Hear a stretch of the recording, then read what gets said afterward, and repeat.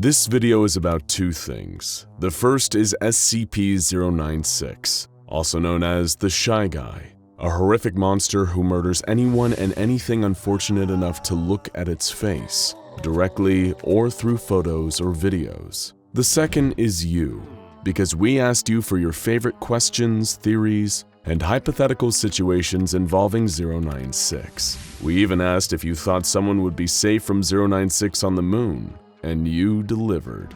If you haven't watched our first video on the infamous Shy Guy, we recommend checking that out first, but feel free to stick around even if you haven't. First of all, let's take a look at the questions you had about the SCP Foundation's most dangerous introvert and see if we can't find some answers. How close would you have to be to trigger it? Like if it was 5 kilometers away, would it still count? The short answer is that 096's homicidal rage can be triggered from pretty much any distance. We'll get into some of the potentially crazy extents of this later on, but if you see the Shy Guy's face while you're sharing a dimension with him, you're in serious trouble. People who viewed the creature's face in different countries or even miles underwater have met gruesome ends. 5 kilometers would definitely not keep you safe. What were his origins and how strong is he compared to SCP-682? The origins of SCP-096 are still shrouded in mystery. All we know for sure is that he was discovered by the Foundation in a snowy mountainous region. As for physical durability, he's about even with 682 as both survived their encounter. We know 682 has the psychological advantage though, as 096 has been terrified of the lizard ever since they met in cross-testing. However, you could argue that 096 is technically more dangerous, since unlike 682, 096 has never been pacified before killing its intended target while on a rampage. If he goes into an unstoppable attack mode when someone sees his face, shouldn't you not show his face in the thumbnail? Thankfully, according to the official documents, artistic representations like paintings or digitally drawn YouTube thumbnails have no effect. Only actual photographs or videos of the creature can be deadly, so you're safe. Unless we decide to do a 096 face reveal to celebrate our next 100,000 subscribers, of course. This leads us to our next question. If it attacks you when you look at it, then how did the scientist draw the picture of the thing without looking at it? That's a good question, and also one that occurred to the Foundation's scientists who came up with an extremely elaborate solution. They put a D-class tattoo artist inside a diving bell miles underwater and had him unseal a photograph of the creature before drawing a copy. This copy was then released from the diving bell in a sealed container before 096 inevitably got to the poor D-class. Does the Shy Guy have to be viewed through a good quality image to enter a rage state? Unfortunately, no. Even the most poorly rendered or minuscule image of 096's face is a death sentence. One of the most infamous incidents resulted from a man seeing a small dot that was only a few pixels wide in a photo from an old ski trip. The dot was 096, taken from a mile away. No true image of 096 is safe, regardless of size. In some canons, despite 096 being referred to as indestructible, the Foundation managed to terminate it after many attempts and even more bureaucracy. How did they do it? While a lot of 096's body has been blown away by conventional arms fire, its hyper-tough skeleton is what has given it such an indestructible reputation. In one tale though, Foundation researchers actually used this to their advantage and employed the use of the neck-snapping killer sculpture SCP-173. After using 173 to damage 096's bones, powerful acid was injected into the skeleton, destroying it from within. Though of course this isn't the official ending of the 096 story, because the SCP Foundation doesn't have a single unifying canon. That's enough questions. Now it's time for you to school us. Let's look at some of your favorite theories about the Shy Guy, starting with: I sometimes like to imagine that 096 is nice, but he can't control when someone sees him, and after he kills the person he starts to cry because he didn't want to kill them. There is actually some evidence to suggest that SCP-096 might not want to kill. A great example of this is its cross-test with SCP-978, a camera which reveals the deepest desires of whoever or whatever is in its photos. The photo it took of 096 showed that it had completely disappeared from the photo, showing its deepest desire was to just be invisible and unseen. Maybe it wants to disappear because it doesn't want to hurt anybody. Regarding the moon question, I think SCP-096 would probably stay in that hostile state until you came back, at which point it would promptly rip you to shreds and do whatever it does to your mutilated corpse. Based on what we know about prior 096 incidents, this feels incredibly likely. It's also possible that it might enter its docile state before becoming aggressive again when you return to its murder range. You really don't want to find out either way. He can just jump to the moon easy. He does squats in containment all the time. While its scrawny physique doesn't make it seem like 096 understands the concept of exercise, there aren't any cameras in 096's cell, so technically we can't prove it isn't doing squats to pass the time in there. I really doubt a blind person would be safe from his effect, since 096 has the IQ of a newborn baby. I think he will count it as looking at him. This is an interesting theory. However, seeing as 096 is able to sense when people see its face from entire continents away, the way it knows if you can see its face might be a little more psychic in nature. Therefore, it's probable that it wouldn't mistakenly kill someone who hasn't actually seen its face, such as a person who is blind. To deal with him, in my opinion, simply freeze him, either in space or in the mountains. His body shuts down, and when looked at it will not react correctly. It is simply asleep. While we don't know how SCP-096 would react to a zero-G environment, for a creature that's always nude, it seems extremely tolerant to the cold. When it was first found, it was lurking in icy mountains, and a Foundation agent commented on the fact it wasn't even shivering, despite the incredibly low temperatures. But who knows if there's a temperature out there that's too low even for the Shy Guy. If someone looks at it in China and it's in the US, then you get on its back, you'll get a free piggyback ride to China. It's a free trip to China and all it costs is a human life. That's my theory. Technically, it'd be at the cost of 2 human lives, unless you wore a diving suit with plenty of oxygen. 096 has proven to be an extremely proficient swimmer, but you'd have to maintain your grip across the entire Pacific Ocean while it journeys to China. In other words, it's technically possible, but we here at SCP Explained would rather pay for the round-trip flight. To each their own, though. But that's enough theories for now. Let's move on to the main event. Hypotheticals. You pose some great possible scenarios involving SCP-096, so we're going to see if we can find the answers. What would happen if someone looked at a picture of it while in or before entering another SCP's pocket dimension or mirror dimension? There aren't any canon examples to prove either way, but if there's any kind of consistent entry point into this dimension, it's likely that 096 would find a way to follow you in. If not, it's very possible that it may just wait for you to eventually return before bringing the metaphorical hammer down on you. So technically, if you were pulled into the old man's pocket dimension and he closed the portal, you'd be safe from 096. But then you've got a whole other problem to deal with. What happens if a person sees his face then gets their memory of the creature wiped? Considering how good the Foundation seems to be at wiping people's memories and their access to amnestics, if this worked, they probably would have made it standard procedure by now, so it's unlikely. What happens if a person looked at it and that person then went on a plane? Or just staying in the air or space, what would it do? 096 has shown the ability to jump up and destroy low-flying aircraft. But otherwise, it's likely that the creature would probably run to a point directly below you and remain there until you touch back down. Since you'll need food and water at some point and aircrafts need fuel, you'd probably just be prolonging the inevitable. What if the young girl was around it, so it tried to attack her but died trying? This is another interesting possibility. SCP-053 is a girl capable of causing homicidal urges, but causes fatal heart attacks in those who attack her. While we can't know for sure how a meeting between 096 and 053 would go, we can use her encounter with 682 as a potential template. Aggressive SCPs like the hard-to-kill reptile, perhaps having an innate knowledge of the danger that comes from attacking 053, tend to become strangely docile around her. It's possible that 096 would do the same. Would we be able to control SCP-096 with the help of SCP-035? The Possessive Mask, aka SCP-035, is undeniably a lot more intelligent than 096, and has even been shown to respond to reason on occasion. It's also been able to control almost every other entity it's been placed on.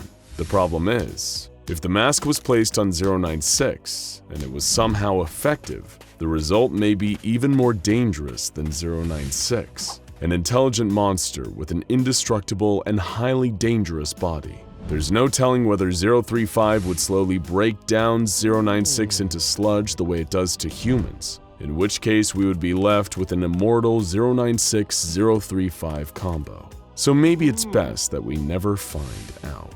If someone were to be in the infinite IKEA and looked at a picture of its face, could it finally be contained? And if someone else looked at a picture of it outside of the infinite IKEA, could it escape and kill them? If so, how long would it take it? This is a great question. And while the infinite IKEA is a terrifying maze, SCP-096 has an advantage here that we don't. Not only can it rip through anything in the way with its super strength, it has an innate sense of where its victim is. Therefore, regardless of whether you're inside or out, SCP-096 will still come straight to you to exact your horrible fate. But at least you can enjoy the meatballs while you wait, right? And finally, what would happen if 096 were led into a room full of mirrors and allowed or made to look at its own face? Would it smash the mirrors or try to rip itself to pieces? This is still a hotly debated issue to this day, which, thanks to the no-canon nature of the SCP Foundation, does not have a definitive answer. Some theorize that this would at least be an effective deterrent against SCP-096, while others suggest that it wouldn't be effective, because many believe that 096 is actually blind, and thus cannot see its own face. It can only sense when other people see it. Again, we don't quite know for sure, but it's likely to remain one of the most contentious issues around the Shy Guy for a long time to come. As you walk down the halls of the SCP Foundation Site-19, peeking in the various windows at the anomalies contained there, you might catch a glimpse of a dark figure bent over a table, tinkering away like an artisan in his workshop. A vintage black apothecary bag sits next to him, open, and if you stop and watch for a while, you'll see him pull all manner of tools out of it. Impossibly large tools, things that shouldn't fit in such a small bag. A bone saw, an IV stand, jars of fluorescent liquids, and needles the length of your forearm. You shouldn't be surprised. This is a place for impossible things, after all. Still, it's a curious sight. The shadowy man working so diligently, so quietly, focused singularly on his craft, whatever that might be. Only one thing could distract him from his efforts: you. He feels your gaze on him, and he looks up, dark eyes glittering from behind a beaked ceramic mask. He reminds you of an illustration you once saw in a book about the Black Death, the gear the plague doctors wore while treating patients on their deathbeds. "Hello." He greets you in a friendly, heavily accented voice. His eyes crinkle beneath the mask, and if you could see his mouth, you know he'd be smiling. "How are you today, dear fellow? Are you feeling quite well?" He takes a step toward the window, stretching out one gloved hand, and you suddenly realize that you can't see where the mask ends and his skin begins. It's not a mask, but a part of his face. This is no ordinary man. "Do you require help? I can examine you," he offers, palm pressed flat against the glass. A chill runs up your spine, and you realize that you should definitely not take him up on his offer. No matter how friendly he seems, how good his intentions may be, you wouldn't want to let the plague doctor treat you. He sat in his containment cell, fidgeting with his favorite scalpel. He dragged it over the surface of his work table, back and forth, listening to the sound it made. They had tried to confiscate his table, his tools. The guards had quickly learned that he had more of them in his bag. They tried to take away his bag from him, but, well, that didn't go over too well for anyone involved. So he was allowed to keep it, to fashion himself a makeshift laboratory in his lonely little cell. There was a time where they had given him test subjects, fresh corpses from the morgue for him to dissect and research. There was a time when the doctors here would come to speak with him, talking of cryptobiology and the pestilence he had dedicated himself to fighting. Those days were long gone. He had hidden away pieces of the corpses, tissue samples in jars of formaldehyde he could pull out when the monotony became too much. But the days of fresh materials, of enlightened discourse with other men and women of science, were over. How he missed those days. the chance to work with others as he once had. What had he done wrong? All he did was treat the sick. Sure, they didn't always understand their illness, didn't want to receive their medicine, but that wasn't a choice for the patient to make. That should have been up to the physician. Perhaps they didn't trust his expertise, didn't see how his work served the greater good, like those who watched Jonas Salk invent the polio vaccine, or Louis Pasteur rid milk of bacteria. They were confused by the advanced scientific practices and feared that which they did not understand. He could forgive them for their ignorance. He was magnanimous that way. If only they would let him out of this infernal room, he could prove his work's worth to them. He could cure them all, begin a new era of wellness and peace worldwide. He didn't exactly sleep, but when he rested on his little cot in the corner of the room, he dreamed of that future, of a world healed by his touch. A knock at the door stirred him from his reverie. Someone was at the door of his containment cell. He glanced at the little window and saw a guard there with a tray of food. He greeted the man with an enthusiastic wave.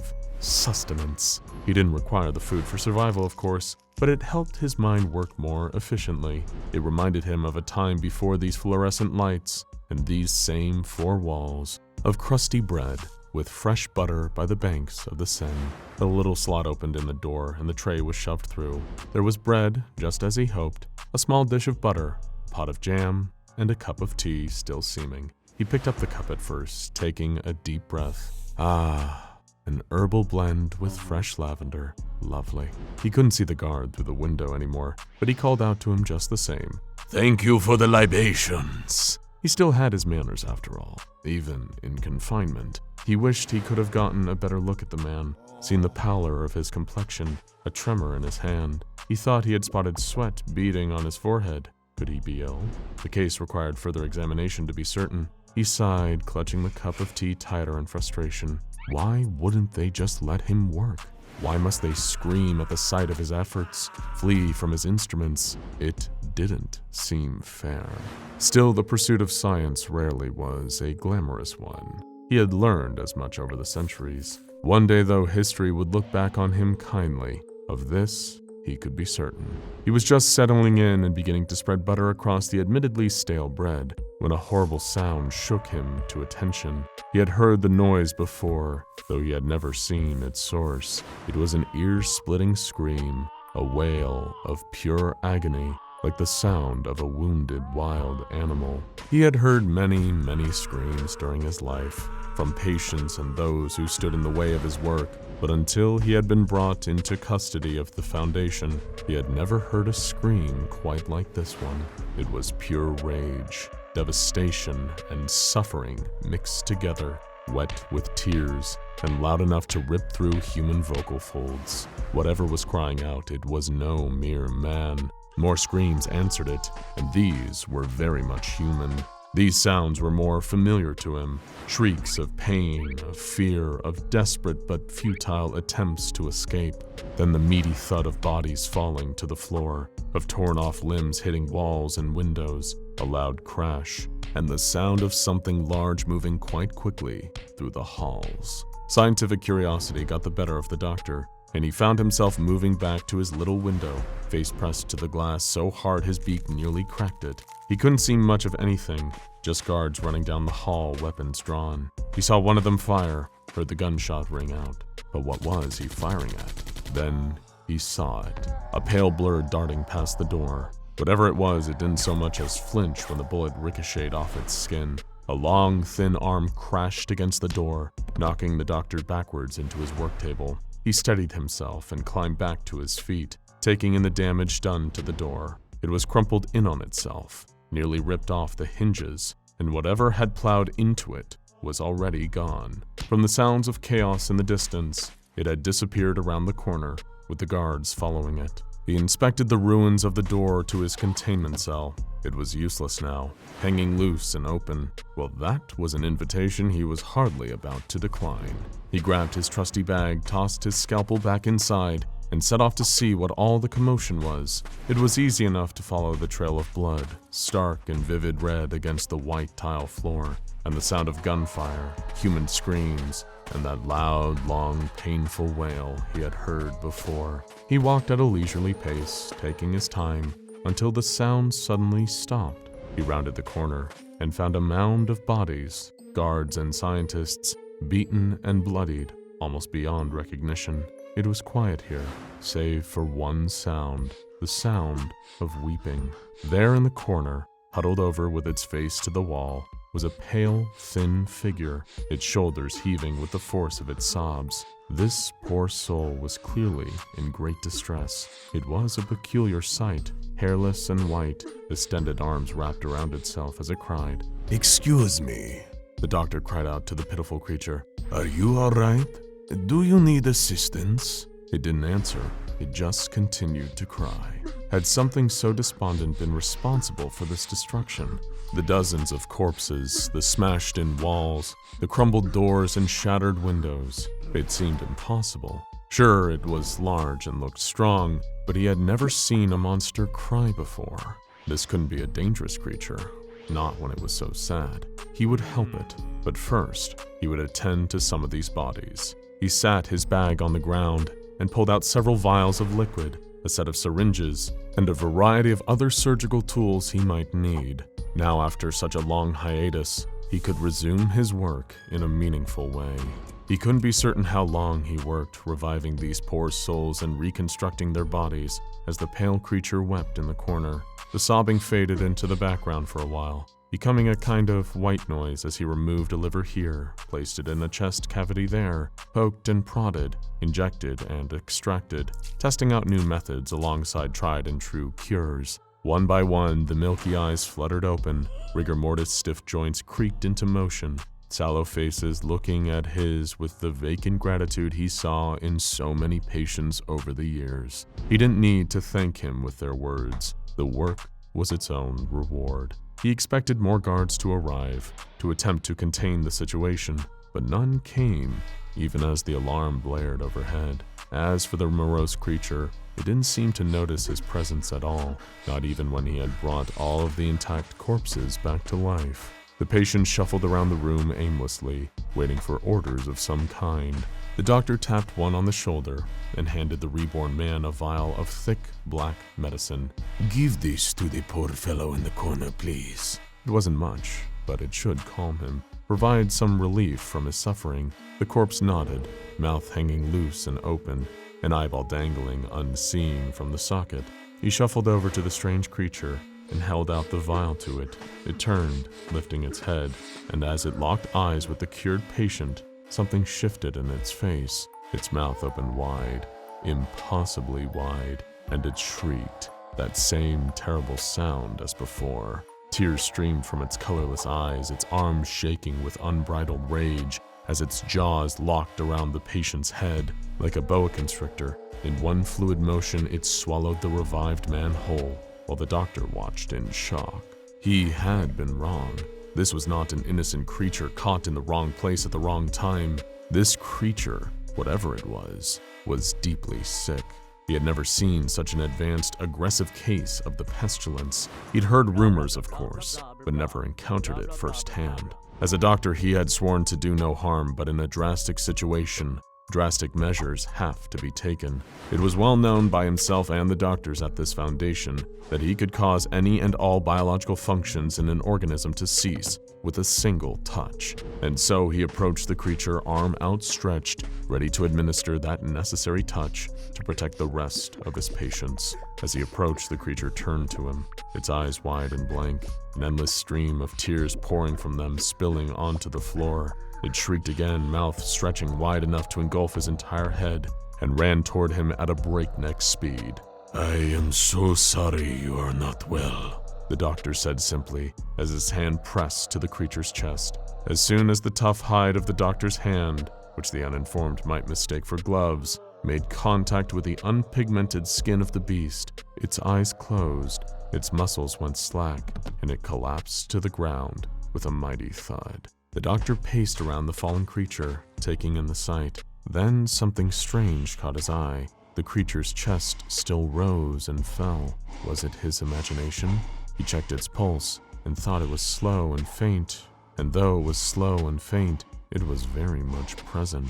The creature was still alive. It had merely been rendered unconscious by his touch, rather than completely deceased. "Curious. Very curious indeed," he muttered. Perhaps there were comorbidities present, other infections aside from the pestilence, which rendered the creature unnaturally strong, resilient to the usual courses of treatment. What would cause these abilities? This intense aggression?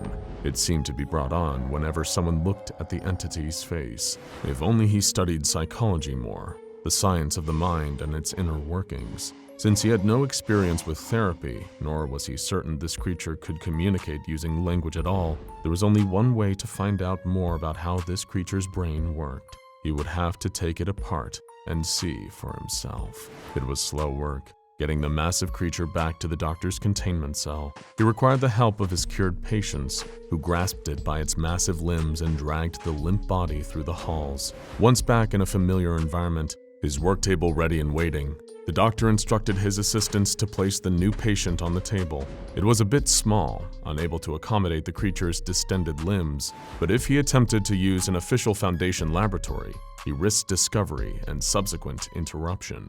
So it would have to suffice. First, he set up an IV stand, filled with a vivid green liquid. It was easy to find a vein. The creature's skin was nearly translucent. Now that he could be certain the creature would not wake during surgery, he could make the first incision. Scalpel. He held out a hand and his favorite surgical blade was placed in it by one of the helpful patients. "Thank you." He slid the scalpel along the hairline of the creature, or where the hairline would be if it weren't completely bald. Once the scalp was removed, he set it aside for later, when it could be reattached. "Bone saw, please." He held out his hand again, and again his assistant gave him the proper tool. This, however, was when things got strange. The doctor had always been a deft hand at cutting.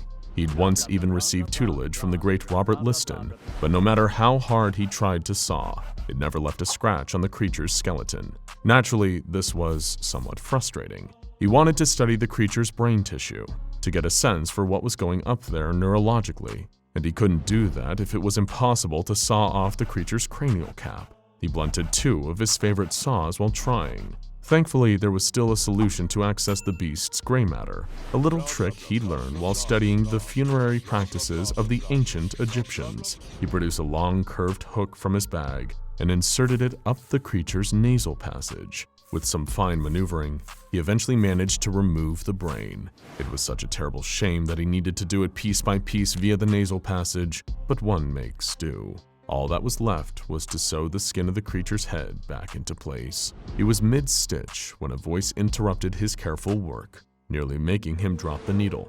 "Hey, what are you doing?"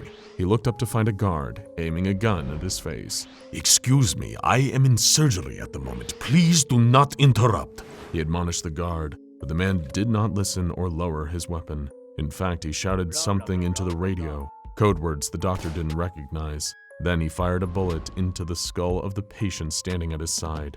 "How dare you!" the doctor cried, readying himself to confront the guard, but it was too late. Dozens of other guards were swarming the room and neutralizing his assistants. Some in hazmat suits grabbed his arms and pulled him away from the creature on the operating table, no matter how hard he fought or how loudly he protested. Then something incredible happened, something wonderful. The creature opened its eyes and sat up. It looked directly at the guard closest to it, and the two saw one another's faces. The guard tensed, preparing for the worst, but nothing came. The creature simply stared, placid and quiet. No screaming, no tearing at flesh, no mouth opening wider and wider to swallow the man whole. "I did it!" the doctor shouted, overcome with elation. "I've cured you! Now begins the rest of your happy life." He watched as the guards led the shockingly calm creature away, back to its containment cell. The doctor's door was repaired, and he was returned to his state of captivity, but he never forgot the patient he helped that day, and how marvelous it felt to do such a good deed. Meanwhile, SCP-096's brain regrew within the hour, and caused another massive containment breach, murdering a variety of researchers and guards. But the staff agreed not to tell SCP-049 about any of this. Better to just let him have this one. He really seemed like he needed a win. The day-to-day routine of Dr. Gears consisted of a few constants: piping hot cups of black, unsweetened coffee, plain dry wheat toast, the soothing sounds of his favorite white noise machine, and the endless carousel of experiments with SCP-914. Not that he was complaining. He was perfectly content to spend his time supervising one of the few anomalies he crossed paths with on a regular basis that was unlikely to kill or maim him in any way. Not that the Clockworks hadn't produced its fair share of unpredictable results over the years of extensive testing. It had definitely offered up more than a few surprises. And anyone who knew Dr. Gears knew that he was not especially fond of surprises. Dr. Bright had attempted to throw a surprise birthday party for the man once, but when he turned on the lights and fired the confetti cannon, all Dr. Gears did in response was give a deep sigh and say, "Really, Jack? You're making a spectacle of yourself." Still, he had resigned himself long ago to the fact that supervising the experiments with SCP-914 meant witnessing some truly unpredictable outcomes. How could he forget the time researcher Blas tested an incandescent light bulb on the setting Very Fine, and the machine spat out an anthropomorphic humanoid light bulb that spoke in German-accented English and claimed to be Thomas Edison himself? This was, of course, impossible, as historical records surely would have indicated if Thomas Edison was a walking, talking light bulb rather than a human man. The imposter was eventually incinerated after its presence became too irritating to ignore. And then there was the time researcher Thompson filled out a Dungeons & Dragons character sheet and placed it into the machine on the setting Very Fine. The output produced was a sheet of paper promoting the previously non-existent tabletop role-playing game Fear in the Foundation. Whenever a person read the paper, they would suddenly find themselves in an out-of-body experience where they were inside the game's world, which contained several characters related to the SCP Foundation, as well as items and locations based on real-world counterparts. A subject in this state would only snap back to reality after winning or dying in the game. Researcher Jacobson rolled a 1 on stealth and saw SCP-096's face in the game, and was later found dead in the anomalous items storage wing. There was no shortage of Foundation staff trying to use the machine for personal gain, too. Dr. Naismith placed his credit card inside on the setting Very Fine, using it to produce a card covered in unidentified corporate insignias and reading, "Rank Aleph Infinite Money Privileges." When Dr. Coltrane issued a written warning, Dr. Naismith took that warning and then placed it into the machine on the same setting, producing a piece of official documentation from the O5 Council in support of his infinite money privileges. Junior researcher Summers attempted to use SCP-914 in a misguided attempt at self-improvement, placing not an object, but herself in the intake booth before running the machine on the setting Very Fine. It cleared her skin, lengthened her hair, and improved her figure. This was, of course, in violation of several employee guidelines, and she was promptly dismissed after emerging from SCP-914. Dr. Veritas left a note in the experiment log following this incident, reading, "By the time we realized what she was actually doing, it was too late to stop her. Needless to say, she's since been terminated, and I hope I don't need to tell you all not to do that again." And with that, the guideline was clear. No one was permitted to use SCP-914 for personal gain, or to change anything about themselves. Potential complications were too risky, not to mention the conflicts of interest that would be introduced into what should be an impartial research process. As scientific objectivity's biggest fan, Dr. Gears couldn't agree more. So as he settled in for the day's round of tests, he intended to keep a watchful eye on things and ensure that no funny business would take place. He didn't have much reason for concern, as his colleague Dr. Bonita prepped her research materials. She was working with 2 items, a small replica of Michelangelo's sculpture of David, and a sealed envelope containing something that was to be handled with extreme caution, a photograph of SCP-096's face. She planned to place the items inside on the Very Fine setting, in an attempt to see what result might be produced from combining an ideal of traditional beauty standards with the image of a creature that felt such profound shame and distress as its own appearance that it would destroy anyone who looked at its face. Like any good scientist, Dr. Bonita wanted to remove any unnecessary variables from her experiment. So as she placed her items inside the intake booth, she slowly, delicately unsealed the envelope. She wanted to put the picture inside by itself, without the extra element of the envelope potentially complicating things. Unfortunately, like Marie Curie slowly, unintentionally poisoning herself with her own research materials, she didn't truly understand the danger of what she held in her hands. Just as she was setting the photograph down, her eyes flickered to the image. Before she could stop herself, before she could even look away or squeeze her eyes shut, she caught a glimpse of the one thing she should never look at: SCP-096's face. She gasped and slammed the photograph down, but she knew it was too late. The sound of an inhuman shriek coming from across the facility signaled that she was right.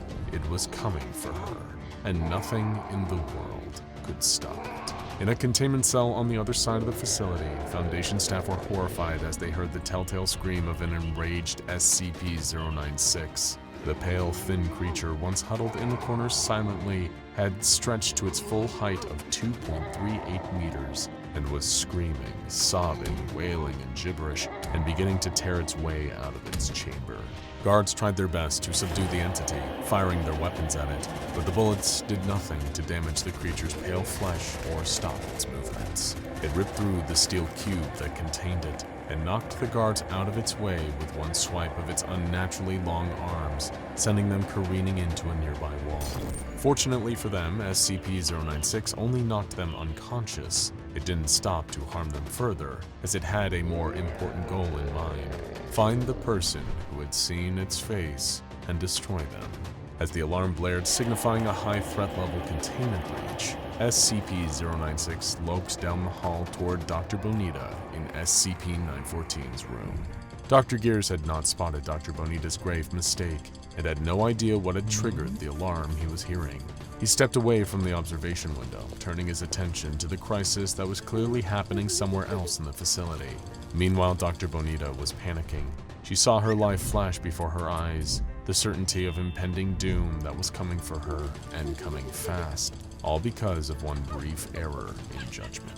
What could she do? There was nowhere to hide, no way she could run away fast enough, unless if she managed to lure 096 into the intake booth and start the machine while the creature was inside, maybe it would transform into something less intent on tearing her limb from limb.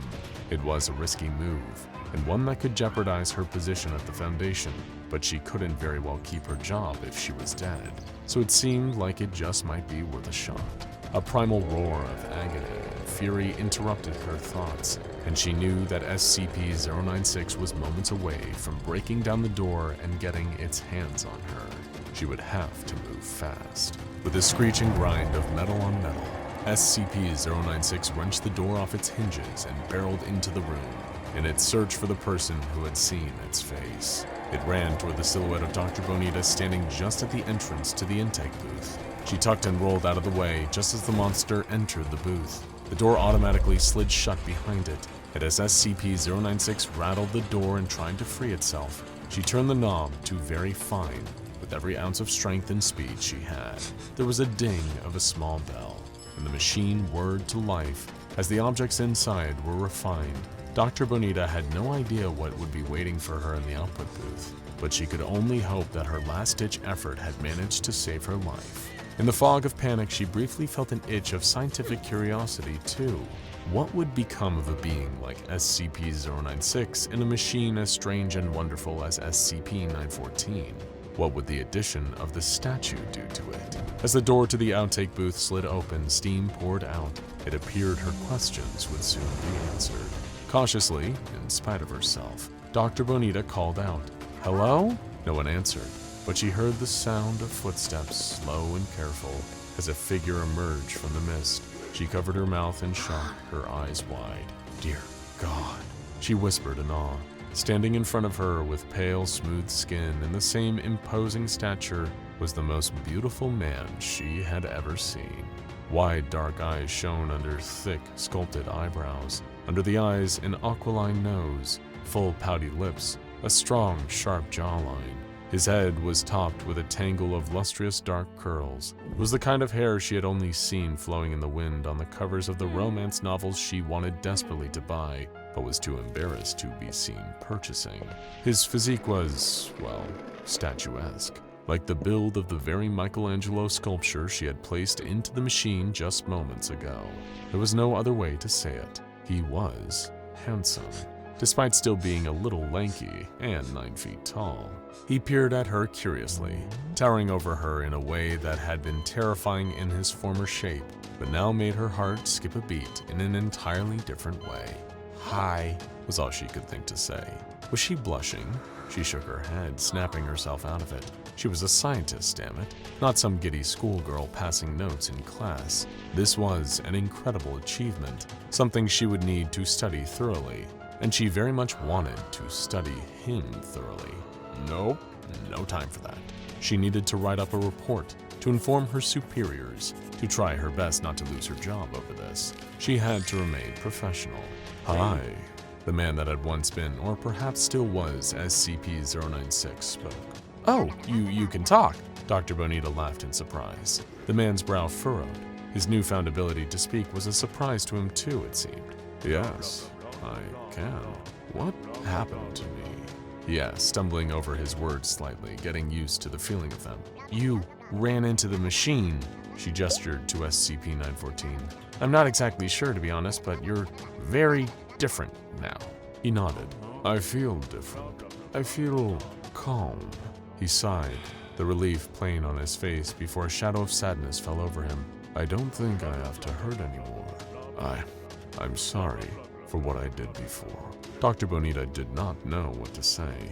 How do you respond when something you've been studying from afar, been horrified and fascinated by in equal measure, looks at you with a new, beautiful face and apologizes for all the harm it caused? This whole experience was so surreal that she might think she was dreaming if she didn't work at a place that was one long waking dream, or nightmare, depending on the day. Dr. Bonita, there's been a containment breach. Are you all right?" Dr. Gears had returned to the room, taking in the sight of the destruction left in 096's wake. "I'm fine," she called to him, and he followed her voice into the room, then stopped at the sight of the transformed anomaly. I don't have time for whatever this is. I trust you'll handle it." Dr. Gears took a long sip of his coffee, and taking Bonita's shocked silence as confirmation, had a leisurely stroll back to his office. A few moments later, the guards responsible for containing SCP-096 arrived on the scene, expecting to see carnage and find a docile SCP-096 crouched over a lifeless body.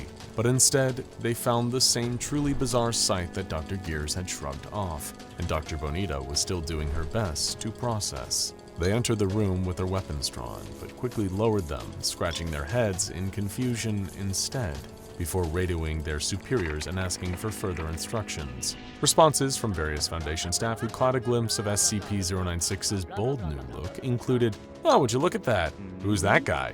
He's what?" And in the words of Dr. Jack Bright, "Oh no, he's hot!" Dr. Bright also proposed making the new SCP-096 a TikTok account and YouTube channel, seeking modeling representation for him, or selling a novelty calendar filled with pictures of 096 in various costumes. These would be, in his words, quote, "excellent ways to increase revenue for the Foundation."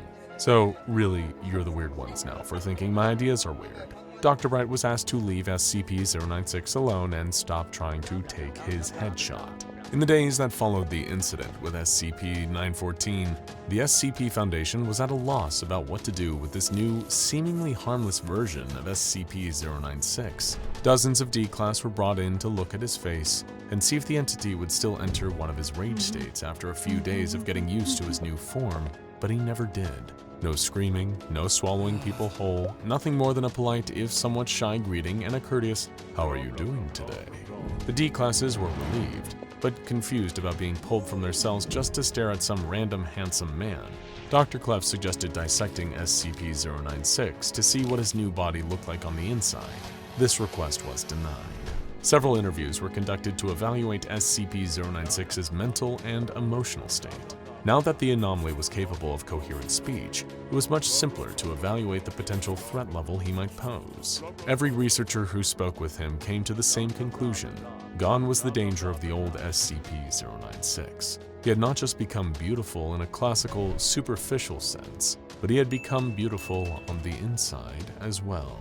Interviewers reported a warm, friendly demeanor, a talent for engaging in conversation once he was made to feel comfortable, and a sincere interest in the thoughts, opinions, and feelings of those he spoke with. There was only one thing left to do: to make sure that SCP-096 had really changed from something deadly to something almost resembling an ordinary person.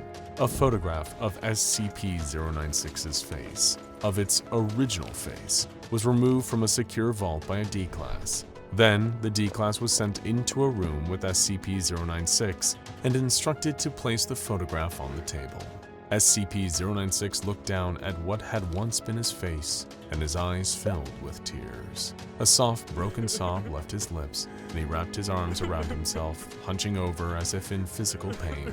Outside the room, guards prepared to handle things if 096 began to attack. Instead, he wiped his tears, took a deep, shuddering breath, and looked at the D-Class with a somber expression. He picked up the photograph on the table and tore it in half, as he finally summoned the strength to speak.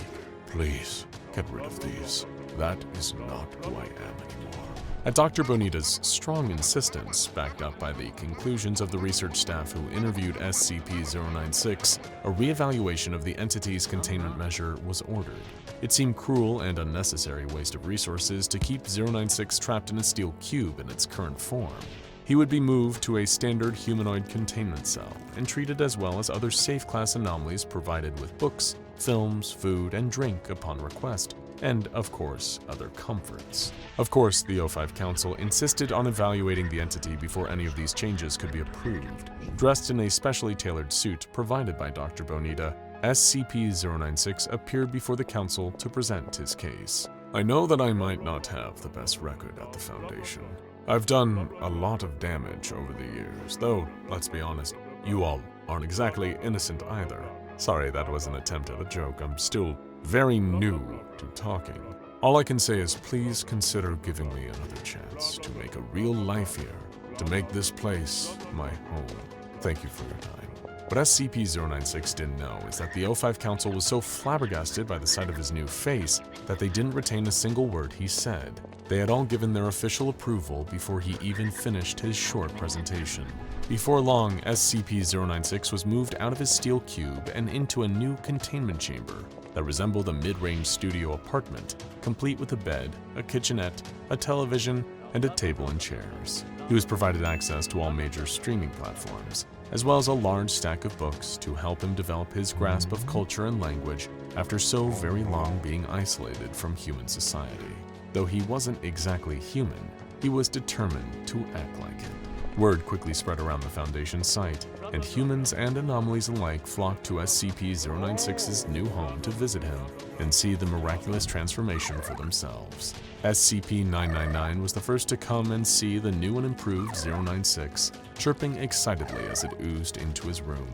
He pet the slime gently, his face breaking into a warm smile as its euphoric effect washed over him. The slime became so excited at meeting this new friend, someone it had known as a source of sadness and hurt for so long, that it tackled him to the ground and tickled him for several minutes. 096 laughing uproariously all the while. SCP-343 stopped by to give 096 his blessing and wish him well in this new chapter of life. A few days later, SCP-507 popped back into the site and wanted to see the changes for himself. He was thoroughly impressed, though privately confessed to missing 096's more monstrous form, which reminded him of some of his favorite cryptids. There was one anomaly that was not thrilled with the appearance of SCP-096, however. SCP-056 was furious upon hearing about the new beautiful man that everyone just couldn't shut up about.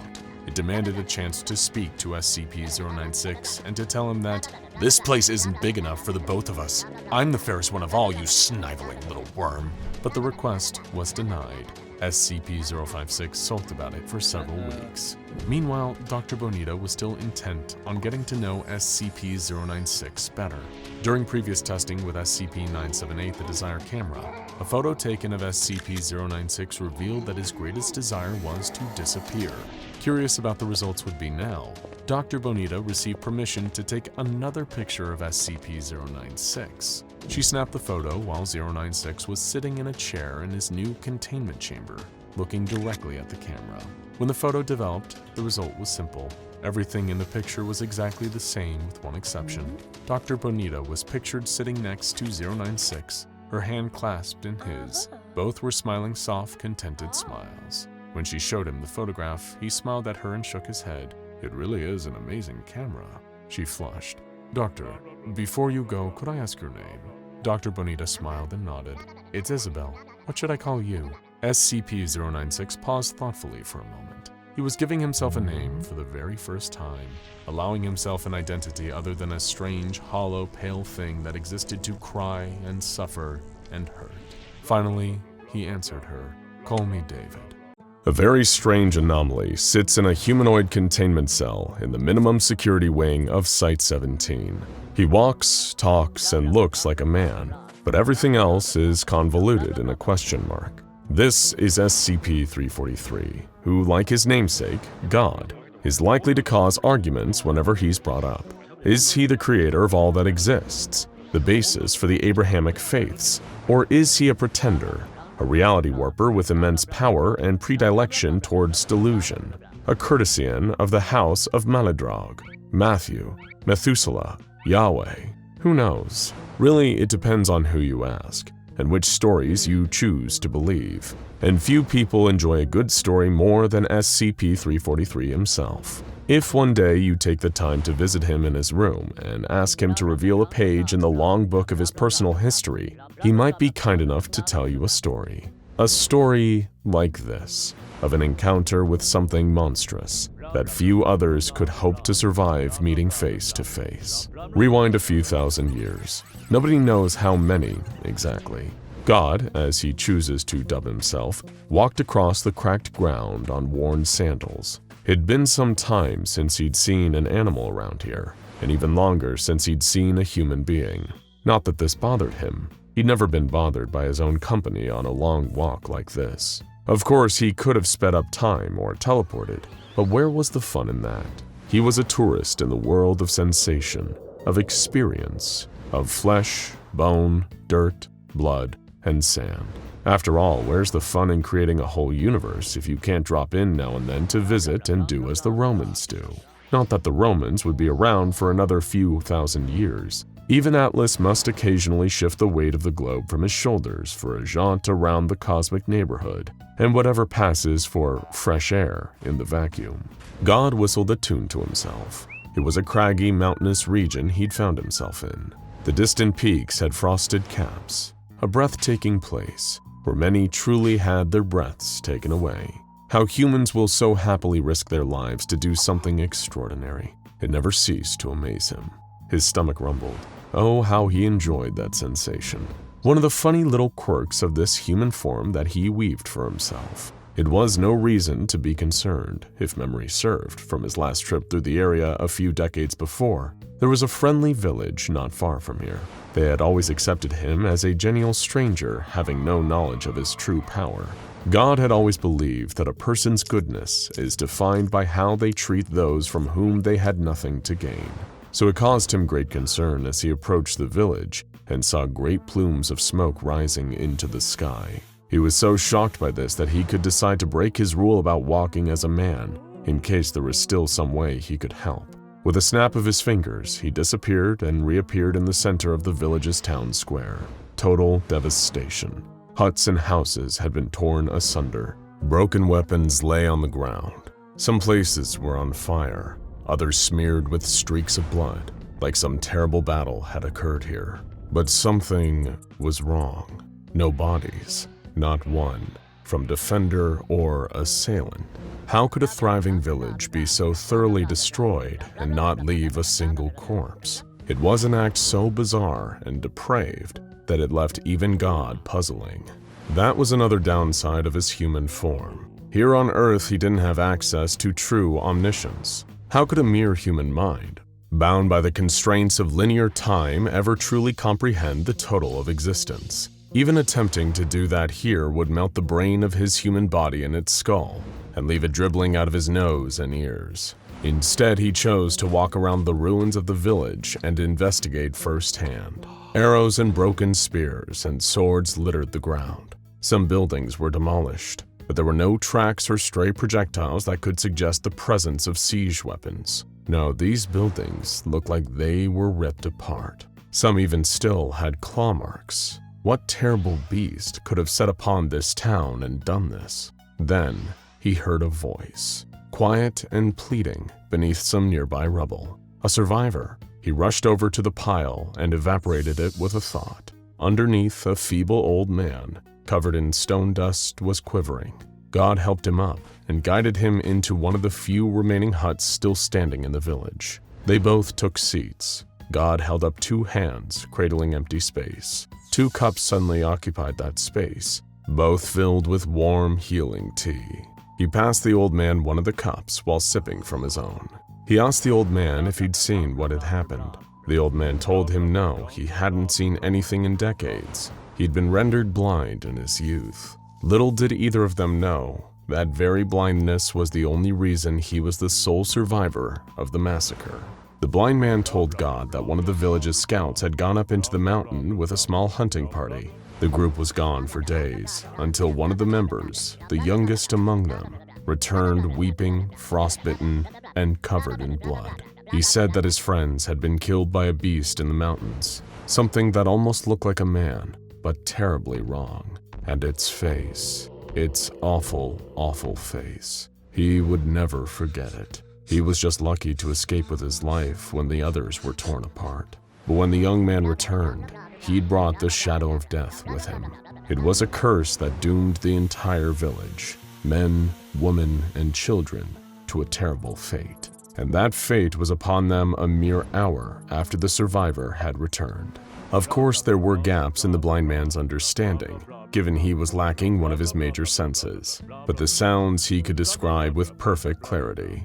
It was faint and distant at first, that awful wail, and the galloping, hands and feet thundering against the ground faster than any horse could move, getting closer and closer. Another villager saw it approaching and screamed. Then it was upon them. The villagers screamed, but it screamed louder, always wailing and shrieking and sobbing like a monster crawling straight up from hell. People tried to fight it by the sounds of it. The blind man, with teary, blank eyes, recalled the sounds of arrows knocking and swords clashing against something. But even their greatest warriors had screamed and died. Those who saw it and tried to flee and hide were slaughtered all the same. Soon enough, there were only 2 sounds left in the village: the monster and the blind man, both weeping. He didn't understand why it never took him. It wasn't fair. It took everything else. To leave him here alive when everyone and everything he'd ever known was destroyed was a greater punishment than even death. After killing all of these innocents, the monster had simply wandered off to the mountains again, the sound of its quiet sobs getting smaller and smaller until it was gone altogether. God comforted the blind man as he wept for the loss of all his loved ones. He told the blind man that he would venture up to the mountains himself and confront the creature on its own territory, and at the very least, find out why it had done this terrible thing. But first, he must relocate the blind man to a safer place. He placed a hand on the blind man's shoulder and he vanished. He would appear in another friendly village, miles away. God sent a silent message into the minds of every villager. Take good care of this man. He has undergone horrors you can't even imagine. Your kindness will be rewarded later. For that, you have my promise. God sighed and turned his tired eyes to the distant mountains. A monster lurked up there, perhaps one of his own creations, or maybe a corruption of one of his creations. Either way, whatever existed without his knowledge existed without his consent, and he intended to know of the beast in the mountains. Though given what he'd seen already, he didn't expect to receive a warm welcome from this murderous demon. Miles away up in the mountains, the creature licked the blood from its cracked lips. It looked like it might have once been a human being or something that aspired to humanity or mocked it with its very existence. It was a huge, gangling beast, skin alabaster, eyes empty and soulless, dribbling rivulets of burning tears down a hideous, gaunt face. It crawled into the frozen mouth of a cave with great icicle fangs, wheezing and weeping. All it ever wanted was to be alone. Why did they have to keep interfering? Didn't they know what happened? All the terrible things they made it do. The creature curled its long, gangly body into the fetal position, scratching great ruts into the sides of its bald cranium with long, sharp fingers. Terrible things. Terrible, terrible things. And then there was a brilliant flash just a few feet away. The monster was surprised. It turned to see a figure silhouetted in the mouth of the cave. He wore sandals and thin robes. His eyes glowed with a kind of power that the monster didn't recognize. This stranger stared at the monster without an ounce of fear in his heart. He stared right into its eyes, unwavering. No, no, no, no, no, no! It could feel it again, the rage bubbling up deep down. A cauldron of seething anger. It hated the feeling like being lowered into a vat of molten metal. Unspeakable fire and pain coursing through every vessel. It began to weep and scream while the stranger in the cave mouth just watched, not moving a muscle. Do you know who I am? The stranger asked with a deep voice that betrayed almost infinite power, knowledge, and wisdom. But it wouldn't change the outcome here.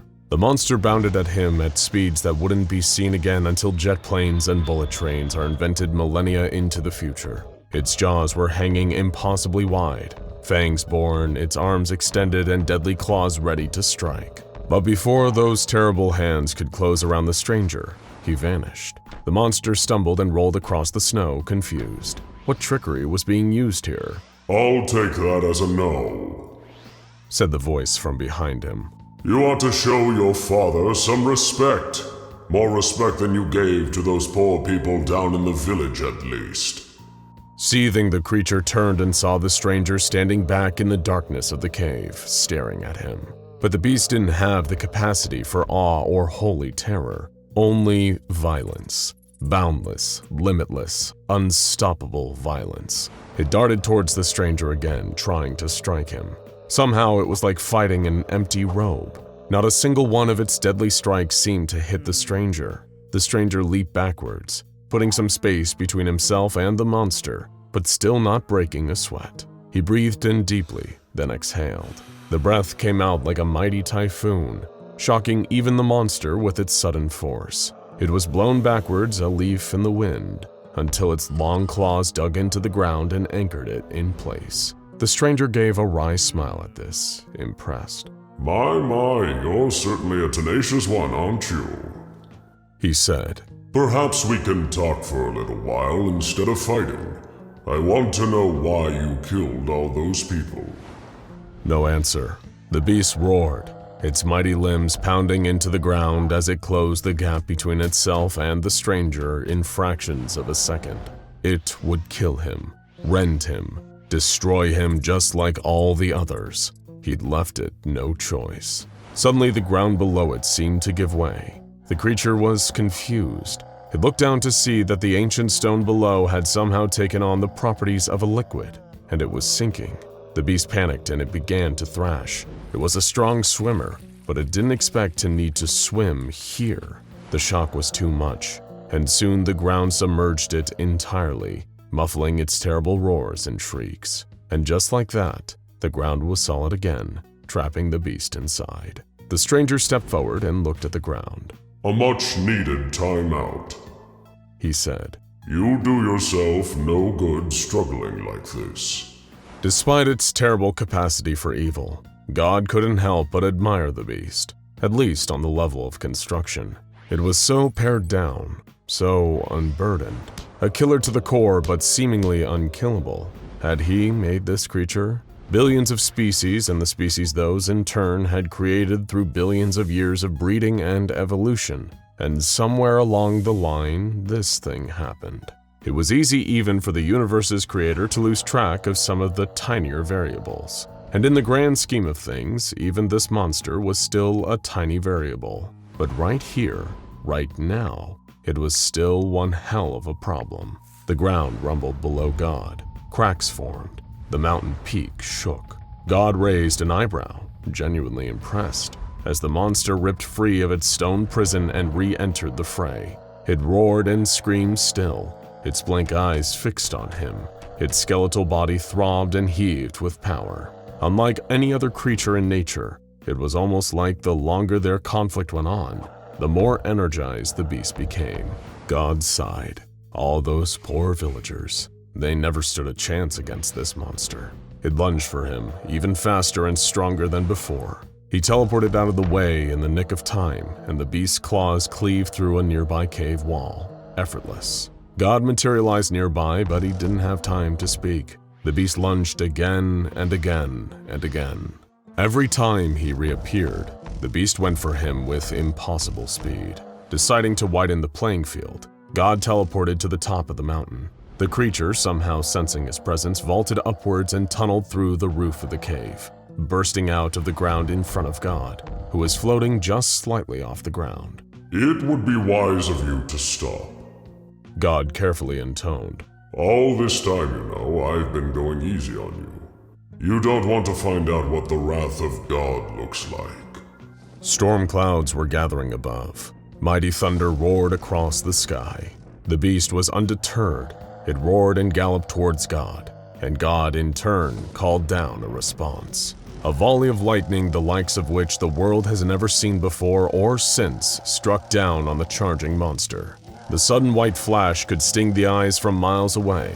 The monster shrieked from the blast, feeling its flesh lift off its bones and atomize in the sheer heat of the electricity around it. It could smell itself cooking. The lightning blast only lasted for a few seconds, but for the beast, it felt like eternity. When the onslaught stopped, the air was still heavy with electrical potential. God stared down at the black scorch mark on the side of the mountain where the creature had been standing. All the snow within a mile had been evaporated by the blast. It was a raw display of the power of nature that would make even Zeus tremble in his sandals. And yet, there was still movement.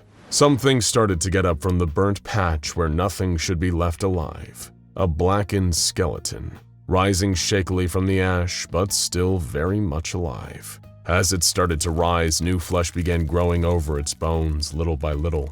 Even God was astonished by the sight of it. He'd never seen a creature cling so ardently to life in spite of having truly unsurmountable power amassed against it. It was up against God, and still, it fought. The monster tottered on its freakishly long limbs, still disoriented, unusually staggered for a creature driven by such single-minded violent purpose. When enough of its face grew back to do so, it began to weep and sob again, tears streaking down its terrible face.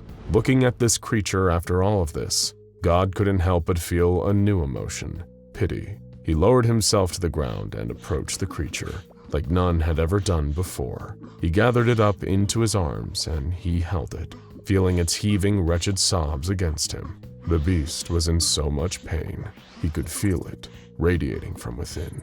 Speak, my son, God said in a soft, fatherly voice. And for the first and only time, the monster spoke. Can look, can see, make me hurt people. Don't want hurt people. Can look, please. That was all it managed to choke out before devolving back into unintelligible babble. But it was enough. Enough for God to understand its pain. He did not know if it would be right to change the monster's nature. Is it ever right to truly change anyone's nature? But it was within his almost limitless power to grant it one reprieve from pain. He settled the beast in the snow below him. It was quiet and still. And God said unto the beast, Rest now, child. Rest for thousands of years if you must. I hope only that when you eventually awaken, you feel differently. And so another story from the catalog of SCP-343. Of course, it leaves us with certain questions, chief among them being, is it true? Did 343 and 096 have this chance encounter long ago? Or is this just another tall tale from an anomaly who fancies himself a deity? We have our truth, and you have yours. Let us know what you believe down below in the comments. Dr. Dan anxiously paced in his cell. It was the only way he'd been able to occupy himself for the past 6 months, save for pouring through files and, when he was lucky, being able to oversee another failed termination attempt. He only stopped pacing when, for a brief and horrible moment, he realized that monster was probably doing the exact same thing in its big metal cube at this very moment. That horrible creature that he'd thrown away his life for a futile shot at killing. Perhaps the whole thing had been a fool's errand. After all, he was formerly a researcher under the employ of the SCP Foundation. Secure, contain, protect. They had truly sadistic beasts like SCP-096, the Nightmarish Old Man, and SCP-352 Baba Yaga in containment cells, and there was no plans to terminate either of them. They weren't the Global Occult Coalition for 343's sake. Why did Dr. Dan even want to terminate SCP-096 in the first place? He tried to explain it to them again and again, but his pleas had fallen on deaf ears. In his mind, the impetus for destroying the Shy Guy was terrifyingly clear. It was a monster that killed anyone or anything that looked at its face, even a photograph of it, even a tiny collection of pixels. When its rage state was induced, it seemed that nothing would stop it. It would have an intuitive psychic link to its victim, charge at them at breakneck speed, and only find its zen again once all of them were dead. And if a picture of SCP-096 was leaked onto the internet, it would cause a chain reaction that triggered an XK-class end-of-the-world scenario. There were plenty of creatures and entities that the Foundation knew about that could theoretically bring about the apocalypse, but to him, 096 was the most realistic. It preyed upon the inherent curiosity and thirst for knowledge seated in every human heart. The same drive to simply know that led to the creation of the SCP Foundation would be humanity's doom in the face of an SCP-096 outbreak. And if such a thing happened, the Foundation would need to break the masquerade of secrecy to have any hope of saving humanity. In his many feverish nightmares, Dr. Dan had seen it all so clearly. The first photographs of SCP-096's face would be leaked online. Perhaps a few hundred people across the globe would look, in disparate enough locations that it would be almost impossible for the Foundation to detect and save all of them, as SCP-096 went on its bloody rampage. Of course, as the image proliferated, as images on the internet often do, the purview of 096's violence would only grow. People across the nation would start to take notice, and soon after that, across the world. Mysterious creature causing mass casualties would be the headline on every news desk, because why would anybody want to talk about anything else? Perhaps some foolish reporters would take video footage of the creature. Everyone has a phone these days with high-definition cameras. Pictures would be taken and posted. More and more of it would flood the internet. Too many simultaneous moles for even the SCP Foundation to whack. The news would spread. Panic and hysteria would spread. People wouldn't even know what's triggering all this horror if the Foundation didn't go public and tell them that it was the pictures that was killing everyone. And by then, wouldn't it already be too late? The antidote to fear is knowledge. It's why when anything goes wrong, we're refreshing timelines and feeds and news websites for any kind of information. And if you were told an unstoppable monster was killing scores of people and might be coming to a neighborhood near you sometime soon, wouldn't you want a good look at it? Wouldn't you want to know your enemy? Having no idea that the mere act of knowing was what sealed your horrible fate. By Dr. Dan's bleak estimations, if only several million people died as a result of this kind of scenario, it could be considered a positive outcome. He'd seen it all, but no matter how many times he tried to articulate this to his superiors, he wasn't listened to. They didn't take him or the threat that SCP-096 posed seriously. Every time he warned of the apocalyptic potential of SCP-096, he was simply told to get back to working on those goggles. It was why he needed to give those naysayers a demonstration. It was why a certain photograph needed to show up in the home of a certain mountaineer. It's why all those people had to die. There was no other way. The deaths of the civilians and the researchers and the mobile task force members were, of course, regrettable, but it was the only way to prevent the deaths of so many more. They gave him what he wanted, permission to put this gangly time bomb in the ground, even if the beast's death was inextricably tied to his own execution at the hands of the very employers who authorized him. The world was full of funny little ironies like that. Another one is that even though Dr. Dan now had the authorization and funding to terminate SCP-096, he was discovering that he lacked another important factor: the capability. They'd tried incinerating it, exposing it to massive amounts of radiation, exposing it to an insane degree of kinetic trauma, the equivalent of being hit by an out-of-control bullet train. They tested every kind of experimental, off-the-books weaponry that they had access to through various research projects. Proton blasts, lasers, high-intensity energy beams. Nothing. Even when they fried off every scrap of flesh on the monster's body, its unbreakable skeleton still remained, and in what seemed like no time at all, it'd be back in action. Its very existence seemed to mock him. A guard opened his cell door, staring disdainfully at the disgraced researcher. That same guard had slammed his head against a wall a month earlier. One of his friends had apparently been killed in the legendary 096 containment breach that set this whole sordid thing in motion. "Up and at 'em, scumbag!" he said in a gruff, surly voice, training a handgun on the doctor he knew wouldn't fight back. "They need you in test chamber 6.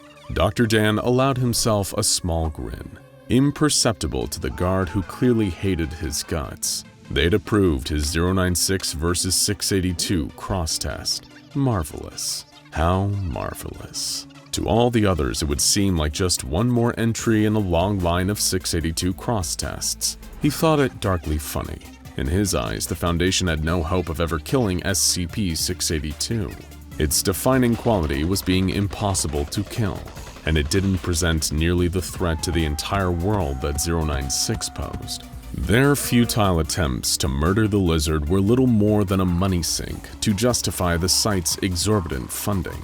But perhaps he could turn this to his benefit. Maybe SCP-682 would hold the secret to actually killing off his nemesis. Within 30 hours, Dr. Dan had his disappointing answer.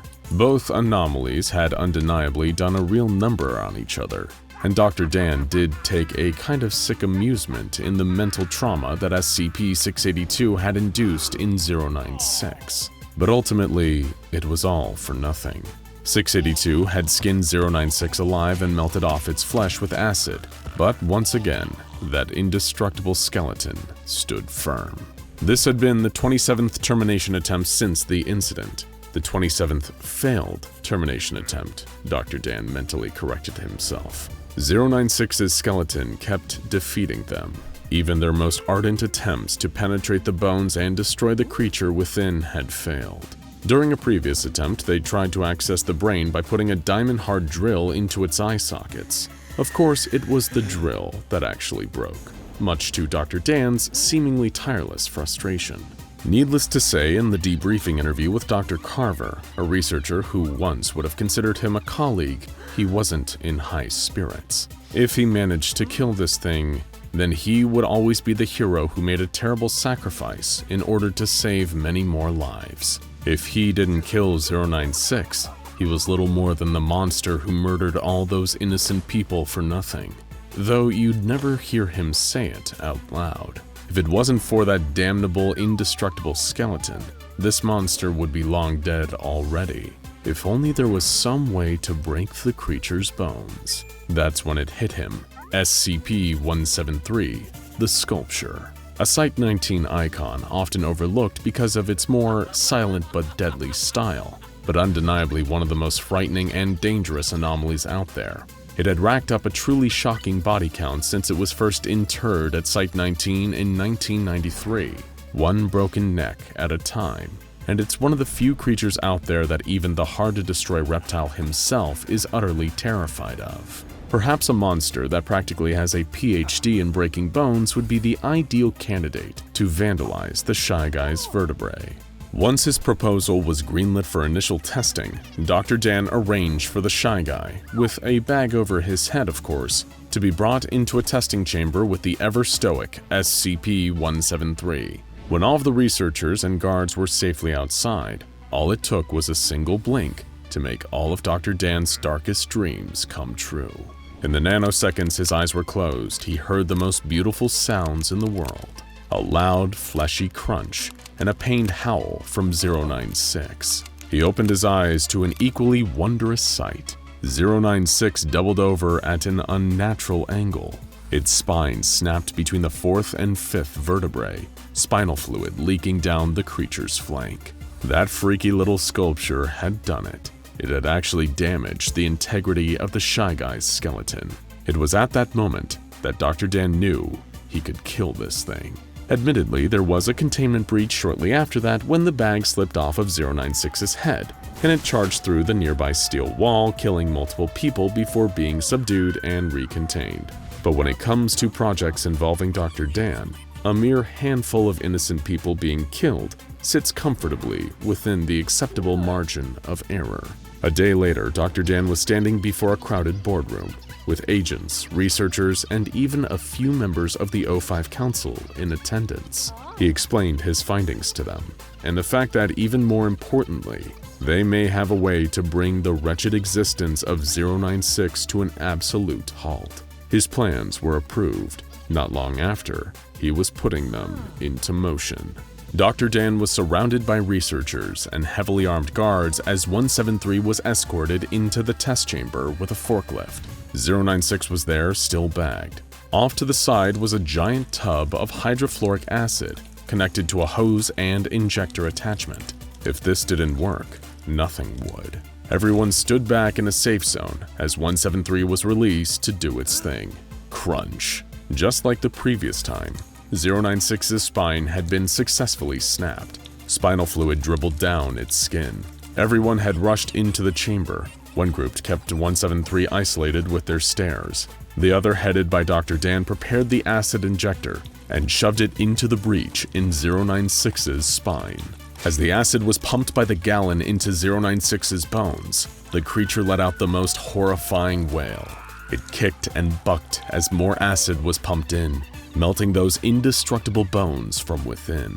The creature even began to vomit acid as it panicked, melting the bag off of its own head. Some panicked and averted their gaze. Dr. Dan didn't. He stared directly at the creature's face for the first time as it melted in front of him with nothing short of pure elation. Had he won? Had he actually won? The creature let out a gurgling shriek and the guards opened fire. Their bullets splattered into the monster's melting flesh and bones as it hollered and shrieked. They didn't let up, firing up and down its body, spraying it with white-hot lead. It began to melt and bubble away, expanding into a great, gruesome puddle on the floor beneath them. Dr. Dan laughed like a madman. Even as the guards grabbed him and dragged him away from the foul-smelling, greasy mess, bubbling with chemical life, he just kept laughing. Even though he knew the death of 096 meant an equally swift death of his own, it didn't matter. It had all been for something. The world was saved. It was over. He'd finally won. What do you do when the sun turns wrong? When light, which once represented life, joy, and warmth, becomes a symbol of death and destruction? Do you hide inside? Shutter the windows, keep out the light by any means necessary? Do you retreat underground, where the sun's rays cannot penetrate, burrowing into the dark and the cold?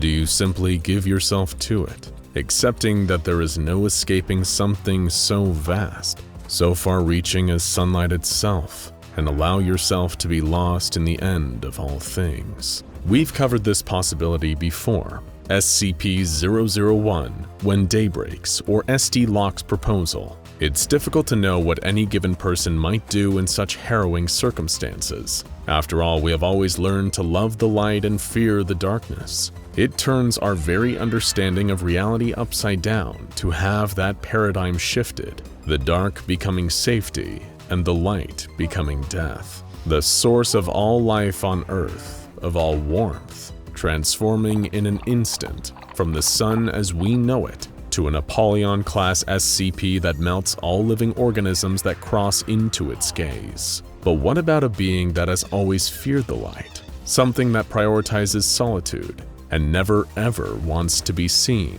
How might it live out those darkened days? Today we're taking a look at what happens when Daybreak meets a familiar face, even if a constantly hidden one. SCP-096. SCP-096, or the Shy Guy, is something of a celebrity around here. It is a humanoid creature with long distended arms, pale skin, and a jaw that can open 4 times wider than an ordinary human's. There is only one thing above all else that this entity desires: for no one to see its face. When someone views its face, it flies into an uncontrollable rage and seems to have no other option but to destroy the person who has seen it. So it is unlikely that a creature so intent on solitude would be in much danger from the transformed sun. In fact, it might even be a positive thing, and for some time it was. With so many human beings gone, reduced to gelatinous masses with no desire but to slither around in the ghoulish sunlight and merge with one another, there were fewer people to observe his face than ever. He could stay inside and know with almost complete certainty that no one would come to bother him. No one was coming to look at him, and there were no more visitors, researchers poking and prodding that might sneak a look at his face. And so he stayed there, in the room that had served as his containment unit before the world turned upside down. The masses of flesh that once were humans did not concern him, as they never looked at his face. All he did was stay in his room and never go outside. The outside frightened him terribly, though he was not concerned with the deadly sunlight or the possibility of it melting him as it had so many others. He was much more afraid that someone, some unlikely survivor clinging to their original life, might look at him, that they might see his face. That was simply too distressing to risk. He would much rather stay alone in his old cell, weeping softly in the shadows. One day, though we couldn't say how many days after the end of things it had been, he was weeping alone in his former cell. The days blurred together, spent the same way, and time had lost much of its meaning. Through the echoing sound of his sobs and the sloshing sounds of the creatures outside, a woman's voice cut through. It was faint, but he could make out what she was saying. She was calling out for help, asking if anyone had any food or fresh water. The sound was getting louder, closer, accompanied by the disconcerting thump of her footsteps. She was coming down the hall, as much as it could be called a hall anymore. She was coming towards his room to disrupt his miserable peace. He heard her steps cross the threshold of his room, and her voice broke into a terrified scream. No doubt at the unexpected sight of a pale, naked creature weeping in the corner of what she expected to be an empty room. Startled by the first loud sound he'd heard in a long time, in a world that had mostly been silent since the initial outpouring of agonized screams had faded into the soft slap of flesh and slime on the ground, he turned around. He shouldn't. Ordinarily he wouldn't, but he couldn't stop himself. There he saw a woman. Wide eyes filled with tears, face streaked with dirt, a small child next to her holding her hand and clinging to her leg. Just as he saw the woman, she saw him. She saw his face. Anger boiled over inside of him, and he let out a scream, wild, primal, and filled with inhuman rage. She could not be looking at him, seeing his face. He couldn't let her. The woman ran with the child in tow, panicked by the wild roar and the sight of him standing upright before her. The anger faded as she left his sight, making her way down the hall and to the stairs. But then he remembered. She had seen his face. He could not let her leave. It was time to do something he never thought he'd have to do again. Hunt. His heightened senses picked up the sound of muffled footsteps coming up through the floor below him. She was downstairs, just beneath the floor where he was standing. His instincts kicked in, and his body moved almost of its own accord. He lifted his long, long arms above his head and drove his hands down into the floor. It was weakened by the ravages of the elements and time, and crumbled under his unnatural strength. He dug his claws into the plaster, tearing it apart and cracking it into pieces. He pushed his claws in deeper and deeper until he could feel them breaking through the other side. He pulled the floor apart until the hole was wide enough to fit through, then dropped down to the room below. He spotted the woman's back, fleeing through the door just as he landed. She was getting away. He tore after her, ripping through concrete and steel, destroying everything in his path in a mad dash for the object of his rage. He had to catch her. She could not be allowed to leave. She looked over her shoulder at him, her face a mask of pure terror. She knew, just as he knew, that there was no escape in sight. In his single-minded obsession and her desperation to escape from him, neither of them noticed that she had run so far and so carelessly that she was now outside the building. She had crossed from the shadows into the harsh light of the sun. The woman's eyes widened in grim understanding of her fate. He could only watch helplessly as her body began to succumb to the vicious rays. Almost instantly, she began to melt. As it was closest to the sun, her head was the first to go. Her nose drooped like hot wax, dripping as it went until it slumped off her face and landed on the ground with a sickening splash. Her eyes were next, popping out of their sockets and hanging loose and limp on her cheeks and dangling from sinewy strands. She tried in vain to stuff them back into place, but they squished in her hands like overripe fruit. She attempted to run into the comparative safety of the ruined building, but her feet were already beginning to spread out onto the street, melting into a sticky red smear on the pavement. Her legs crumbled beneath her, and she collapsed to the ground, her face leaving a trail of gelatinous flesh as it landed. She tried uselessly to drag herself along the ground back into the darkness, but her arms were melting into the dirt, mixing with it into a horrible red mud. She let out a last scream of agony, but the sound turned to a thick gurgle as her lips fused together and her mouth melted into nothingness. He watched it all, sobbing and roaring in frustration. She was gone, and he would never get the satisfaction of ending her. The infernal sun had stolen her from him. Now, she was nothing but a wet shadow, like the rest of the humans had become long ago. He heard the sound of a soft sob behind him, a tiny human voice. He turned, looking for the source. There was the little girl. He had almost forgotten about her. She was calling out for her mother and crying, and she was looking right at him, right at his face. He waited for the anger to overtake him, but instead, there was nothing.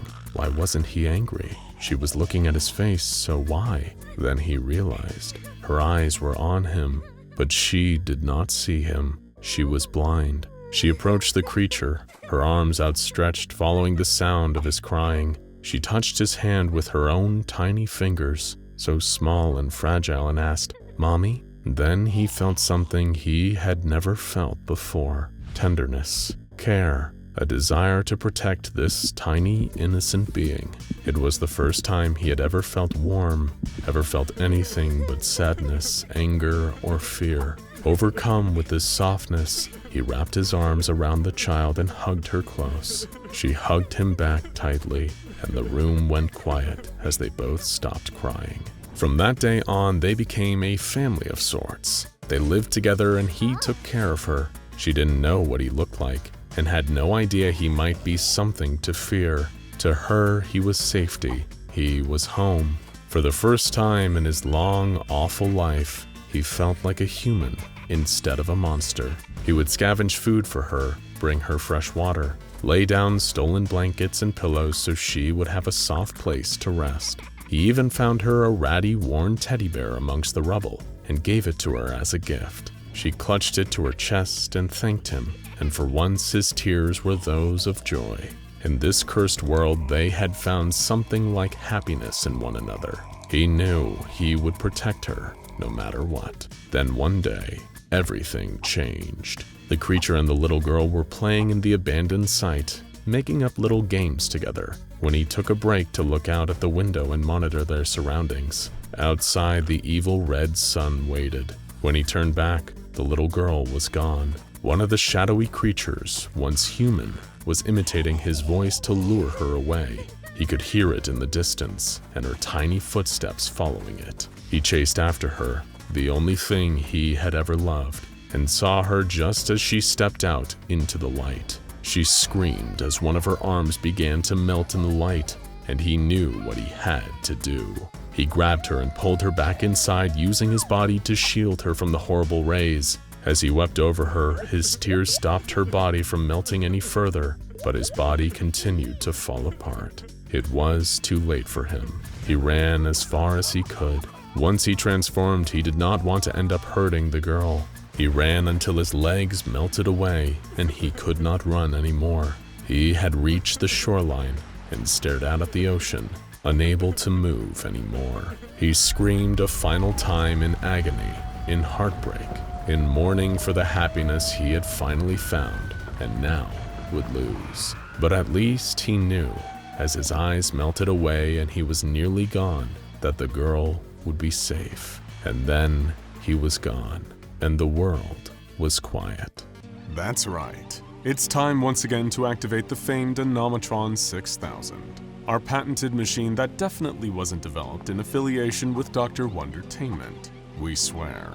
After recalibrating, rebooting, and hitting restart, our infamous specialized supercomputer is ready to bring you all manner of improbable scenarios. We'll simulate encounters between the SCP Foundation's various anomalies and any other character from any other universe you could possibly imagine.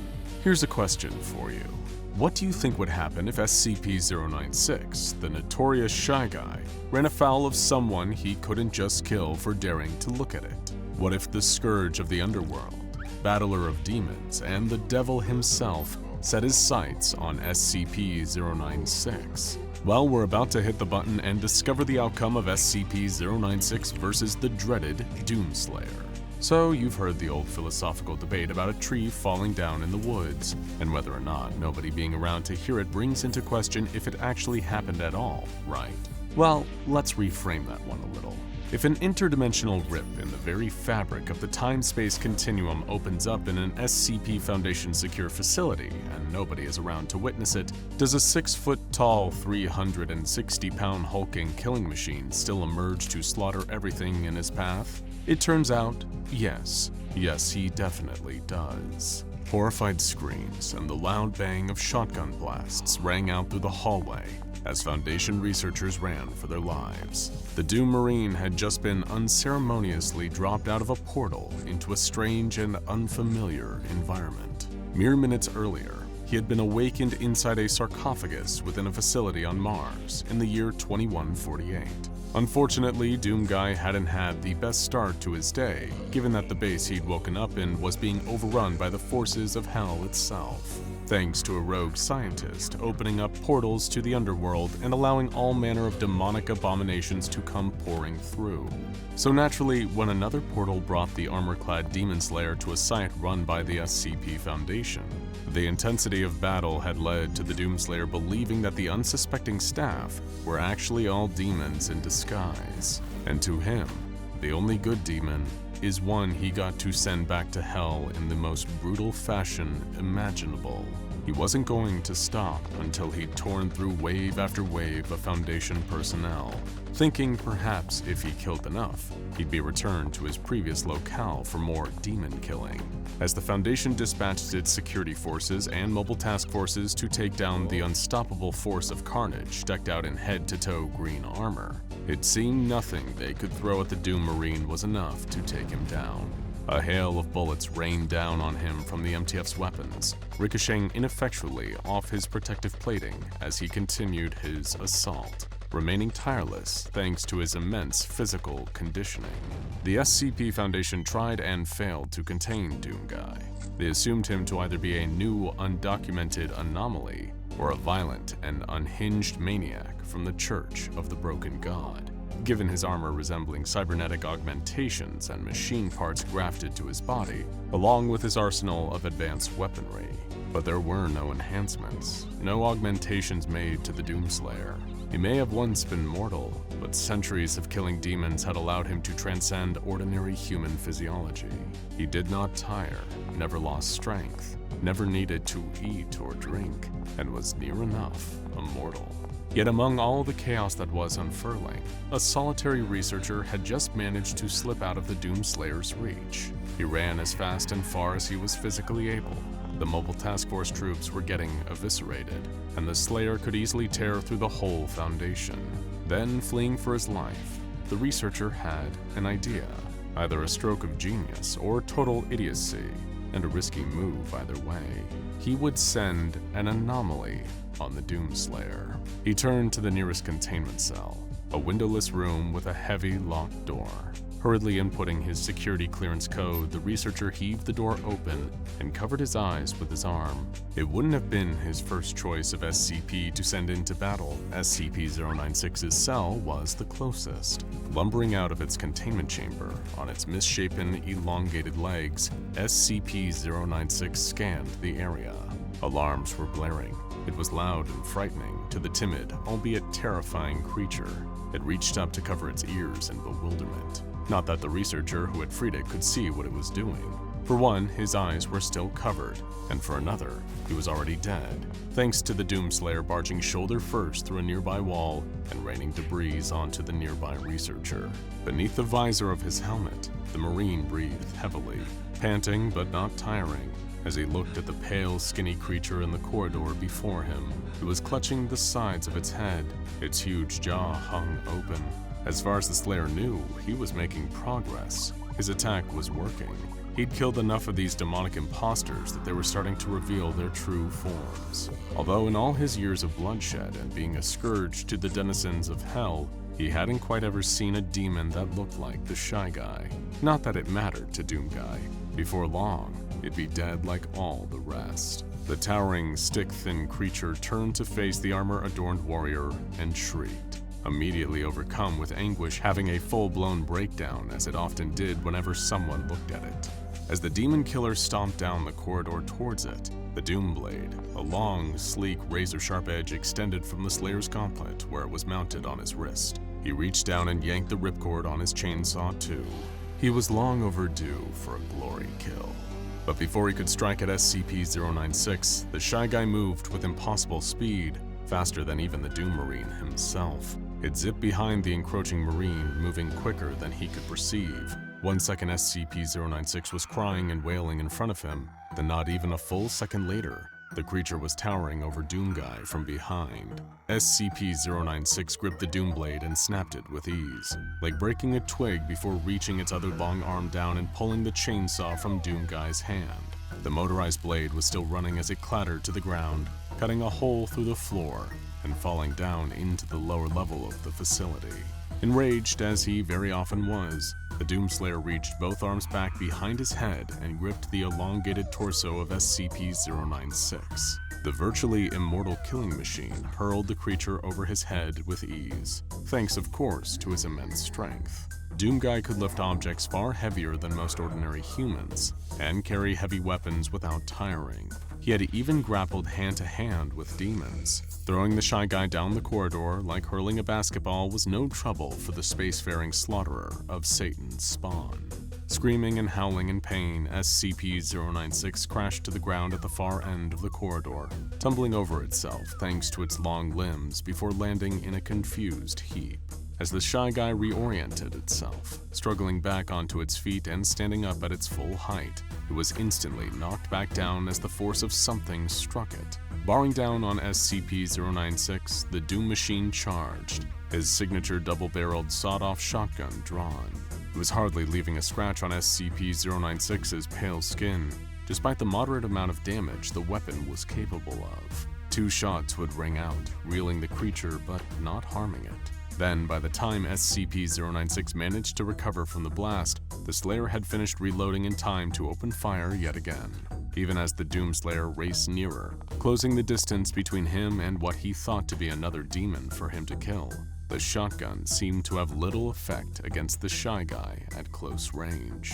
Stowing the weapon, Doomguy put all of his focus and energy into his charge, heavy boots stomping against the ground as he raced towards the Shy Guy, still stunned by the latest shotgun blast. Before the creature could steady itself, this time it was struck by another force, a heavy object barreling towards it. The Doomslayer shoulder barged SCP-096, sending the pair of them crashing through the nearest wall.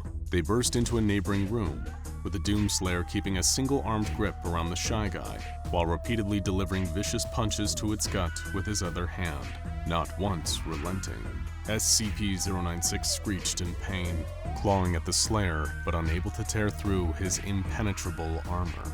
As they crashed through yet another wall, SCP-096 did something it rarely ever did. In fact, maybe something it had never ever done before. It ran away from someone that had looked at it. While the creature was deeply insecure and so self-conscious that it would kill anyone who saw so much as a photograph of it didn't often feel afraid.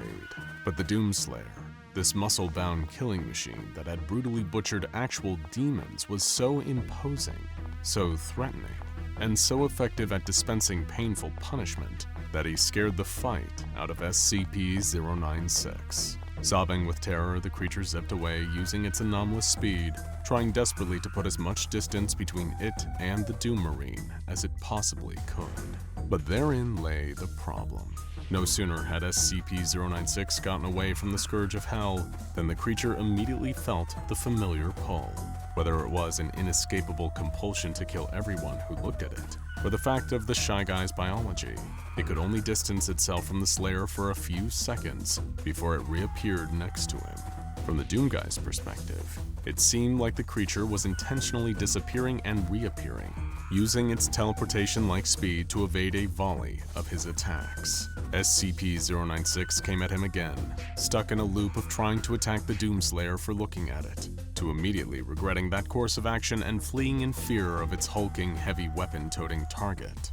Doom Guy drew every weapon he had in his arsenal, launching a barrage of high-explosive ordnance from his rocket launcher to try and kill SCP-096. The resulting damage practically reduced an entire wing of the Foundation site to rubble, but still couldn't kill the Slayer's opponent. Meanwhile, in the moments that the Shy Guy temporarily forgot his own fear for the Doom Guy, it managed to rush towards him, swiping the Marine's various technologically advanced armaments out of his hands, before instantly remembering why he was so scared of the green armored force of destruction and dashing away.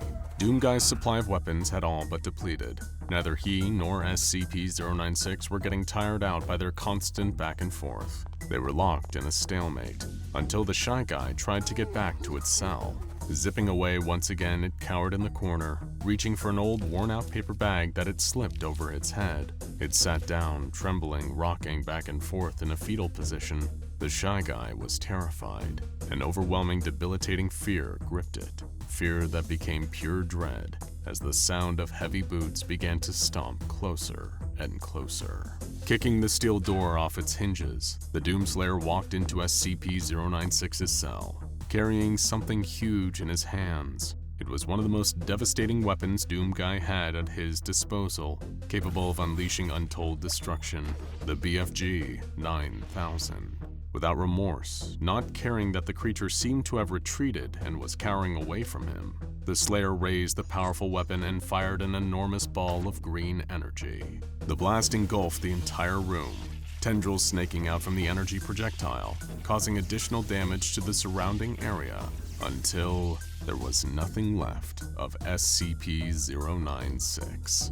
Imagine knowing that there's a monster right under your nose. Imagine knowing that this monster is capable of killing any human being on Earth, and all because they simply saw a photograph of its face. When this monster is on the warpath, literally nothing can stop it. No weapon that human beings have invented is capable of even slowing it down. Imagine knowing, in the age of mass media, of clicks and shares, of 24-hour news, smartphones, and limitless social media connecting billions across the globe, that one stray picture of this monster leaked in the wrong place could cause the end of the world as we know it. And this fateful, terrifying day could come at any time. Congratulations, you now know how it feels to be Dr. Dan, the hot-headed lead SCP Foundation researcher on the SCP-096 case. The anomaly itself requires no real introduction.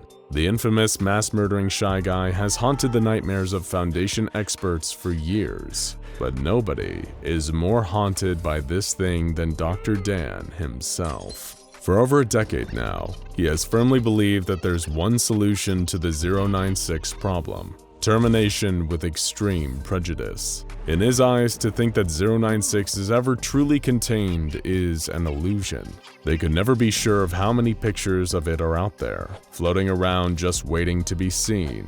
like a time bomb waiting to go off. The resources spent containing it and cleaning up after its rampages, he would often argue, would be better spent instead figuring out how to finally kill it. But seeing as we're talking about the SCP Foundation here, not the Global Occult Coalition, the O5 Council didn't see it quite the same way. They constantly overturned Dr. Dan's termination requests, leaving the paranoid researcher more furious with each rejection. He tried to warn them again and again and again.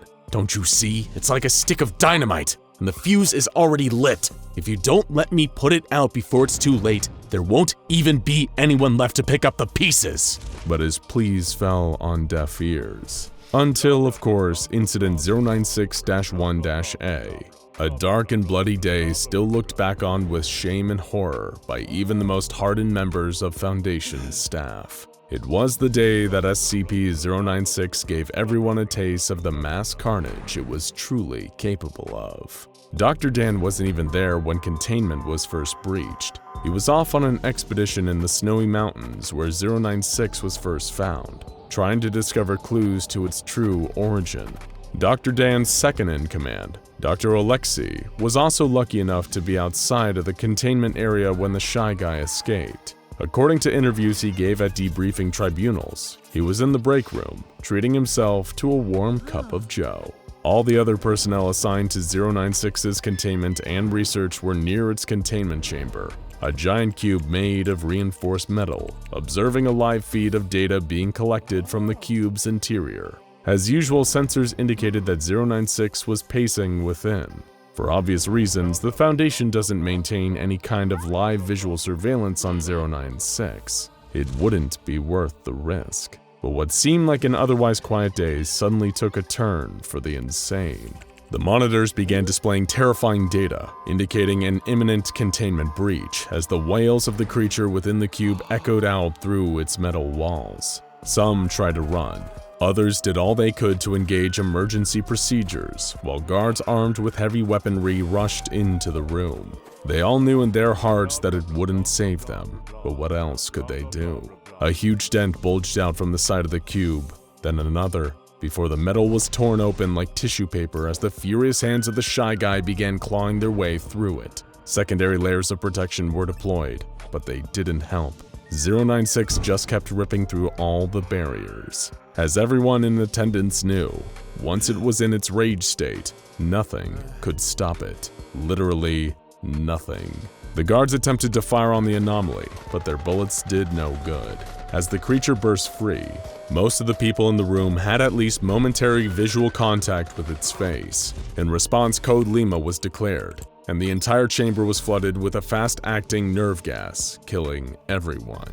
Everyone except for 096 itself, of course. Within 2 minutes, 096 had broken free of the entire containment site and began running through the desert at breakneck speeds towards its distant target. The Foundation needed to act fast and find a way to stop it before it hit a population center where the death toll would skyrocket. Team Echo Romeo were dispatched to pursue the creature in a heavily armed attack helicopter, while MTF Tau-1, a task force specializing in SCP-096 containment and recovery, forged ahead to identify the anomaly's target, designated 096-1, and to move any other civilians out of harm's way. Dr. Dan was alerted of the disastrous situation and offered guidance to both teams from afar. Echo Romeo's chopper pursued 096, barely able to keep up. Dr. Dan recommended attempting to at least slow the creature down with heavy arms fire, even though he knew actually stopping it would be impossible. A member of the team used a modified XM500 anti-material rifle to fire several rounds at the creature, but even the shot that passed directly through its head appeared to have no effect on it. But at least they had a lock on its direction now. 096 always travels in a straight line, directly towards its target, smashing through any obstacles in its way. This means its intended direction is relatively easy to track, and people in the path of its trajectory are even easier to save. But it's a high-pressure job reserved for MTF Tau-1. Tau-1 passed over Echo Romeo and 096 in a series of 8 V-22 Ospreys, hoping beyond hope that they could outrun the creature, since there were several different towns in its direct path. But thanks once again to the one and only Dr. Dan, Echo Romeo and Tau 1 had a secret weapon that neither team had ever possessed before: Scramble. Scramble was an advanced computer program created by Dr. Dan with the help of Dr. Alexei, which was coded into microprocessors for modification into camera feeds and viewing goggles. The program had been fed intricate data concerning every single detail of 096's face, and as the name suggests, when encountering that visual data in real life, it scrambles it beyond recognition. In theory, it would make it far safer for operatives to be around SCP-096 without activating its rage state. In theory. It wasn't long before disaster struck. 096 had made its way onto I-40 and had begun attacking vehicles it encountered, killing the people inside. By this point, it had already outrun the Echo Romeo chopper, rendering them essentially useless. Tau 1 just had to forge ahead along 096's trajectory and try to get as many people out of the danger zone as possible, until 096-1 was located and destroyed by the anomaly. Years of training for an awful day like this had paid off, as the first 3 towns along 096's path were successfully evacuated. The Shy Guy just ran right through all of them, and no lives were lost. The same, however, could not be said for town number 4. As was standard procedure, Tau 1 had everyone in the town gathered up and blindfolded. The entire team in attendance had modified night vision goggles with Scramble microprocessors, so in theory, they were better off than most from 096 if things went south. The Tau 1 members tried in vain to keep everybody in line. They were threatening to shoot anyone who dared to remove their blindfold when 096 finally appeared. It tripped during its approach, rolling and shattering through several houses. Chaos erupted. Some people instinctively removed their blindfolds to see what was going on, and panicked members of Tau 1 began firing into the crowd. The screams of the civilians and the bursts of gunfire were all drowned out by the horrific wailing of 096 itself, as it tore through everyone and everything to kill the unfortunate souls who had seen its face. And given how many had removed their blindfolds during the initial pandemonium, SCP-096 had a huge number of the townspeople on its list. 096 located and grabbed the original 096-1, the person that had first glimpsed its face and caused all of this. But in the grand scheme of things, he was just one more body on the pile that day. Though of course we mean this in a purely metaphorical sense. 096 never leaves entire bodies. The Foundation operatives in attendance were able to figure out what had caused all this madness and death. 096-1 had been an amateur mountaineer and spent his vacations hiking around any mountain ranges he could gain access to, including the mountain range that 096 had been inhabiting prior to its initial capture and containment. But he hadn't actually seen 096 on that fateful trip, which had been taken over a decade ago. But in a photograph taken that day of himself, standing on a picturesque mountainside, 096 made a cameo. It took up all of 4 pixels, a tiny off-white dot against the snow on the back right side of the photograph. This photograph, with all the deadly potency of an atom bomb, had been sitting there for years, waiting. When the mountaineer was looking through old photos that morning and his eyes passed over those few blurry pixels, he didn't have any idea that he had just laid his eyes on one of the most dangerous anomalies the world has ever seen. But you don't have to know.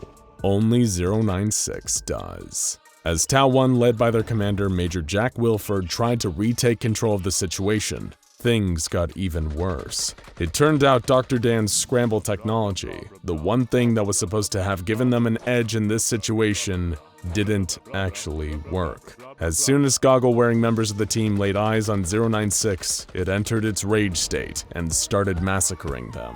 It tore many of the Mobile Task Force members to shreds, including a number of the operatives required for piloting the 8 Ospreys. It was a disaster of truly epic proportions, and the catastrophic failure of Dr. Dan's Scramble technology was a key factor. The root of the technology's failure was easy enough to figure out.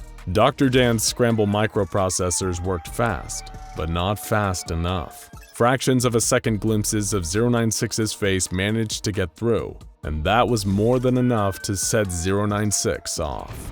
Echo Romeo and MTF Epsilon arrived shortly afterwards to clean up the mess. It had been a disaster of such magnitude that even a CNN reporter arrived on the scene and started filming before being promptly shut down by Epsilon. It was a member of Echo Romeo that finally slipped the bag over a docile 096's head, preparing it for containment once again, the creature now content that it had eliminated all of the unfortunate souls who had seen its face. He'd found 096 sitting next to a minivan that had its roof ripped off, the young family inside being the last to have seen its face. And things were so awful in the aftermath of the containment breach that the O5 Council changed their tune, finally granting Dr. Dan permission to terminate 096 by any means necessary. It's terrifying to think that all this can unfold because of a couple of poorly timed accidents. But it's probably even more terrifying to consider that it wasn't an accident at all. It seemed awfully convenient that both Dr. Dan and Dr. Alexei were far from danger when all hell broke loose. It was also convenient that, despite the failure of his technology being a major reason why the breach was as deadly as it was, Dr. Dan had still come out of the situation with everything he wanted. The Foundation also found this strange, and the more they looked into it, the more they found details that didn't add up. Alibis began to fall apart. Coincidences didn't seem so coincidental, and eventually a weak link in the chain was identified: Dr. Alexei. Under pressure from the Foundation, Alexei spilled everything. Dr. Dan had essentially orchestrated the entire containment breach, and on top of that, he did everything he could to make it as deadly as possible, all with the purpose of getting the O5 Council to see things his way, and finally give him the permission he needed to devote all of the SCP-096 resources to its termination. But it came at a terrible price to Dr. Dan personally. For his crimes against the Foundation and humanity, he was permitted to try and figure out a way to terminate 096 once and for all. But as payment for his crimes, he himself would also be terminated as soon as his task was complete. Were the lives of all those innocent people, and Dr. Dan himself, worth the price of finally being authorized to terminate SCP-096? When asked why he did all of this, Dr. Dan simply said, "It worked. There was only a matter of time until that happened in a major population center, and its face spread over the world news. I can kill 096, but I've killed myself in the process." While we don't agree with his methods, there's something almost admirable about a person so single-mindedly devoted to their cause. It happened in 1981, in a small rural village in West Germany. Siegfried Geis, 9 years old, ran across the bitter snow, tears freezing to his cheeks. It was Christmas Day, and not long ago he'd been so happy. He was celebrating with his family, his mother, his father, and his young sister, the centers of his universe, when that monster had attacked and destroyed everything he'd ever known. The White Terror, the destroyer of Christmas cheer, the Yule Man, SCP-4666. Though of course, young Siegfried had no idea. In hindsight, Siegfried's parents had been noticing strange things in the lead-up to Christmas Day. Unfamiliar bumps and knocks, strange smells coming from the attic, the occasional tall, dark silhouette on the horizon outside their isolated old farmhouse. But in all the hustle and bustle of the season, nobody really paid the proper attention to all the signs of an incoming Weihnacht event. Every eerie feeling was just written off as stress or overactive imaginations. None of the Geis family knew about the true danger they were facing until they woke up to see the Yule Man standing over them, sharpening a rusty blade and staring at them with hungry, sadistic eyes. "Merry Christmas," the creature rasped and chuckled. Siegfried was lucky to escape alive, but of course he would never see his family again. He'd be picked up a day or so later, traumatized, catatonic, and almost frozen to death. When he was finally able to speak again, he spoke of a monster having killed his family.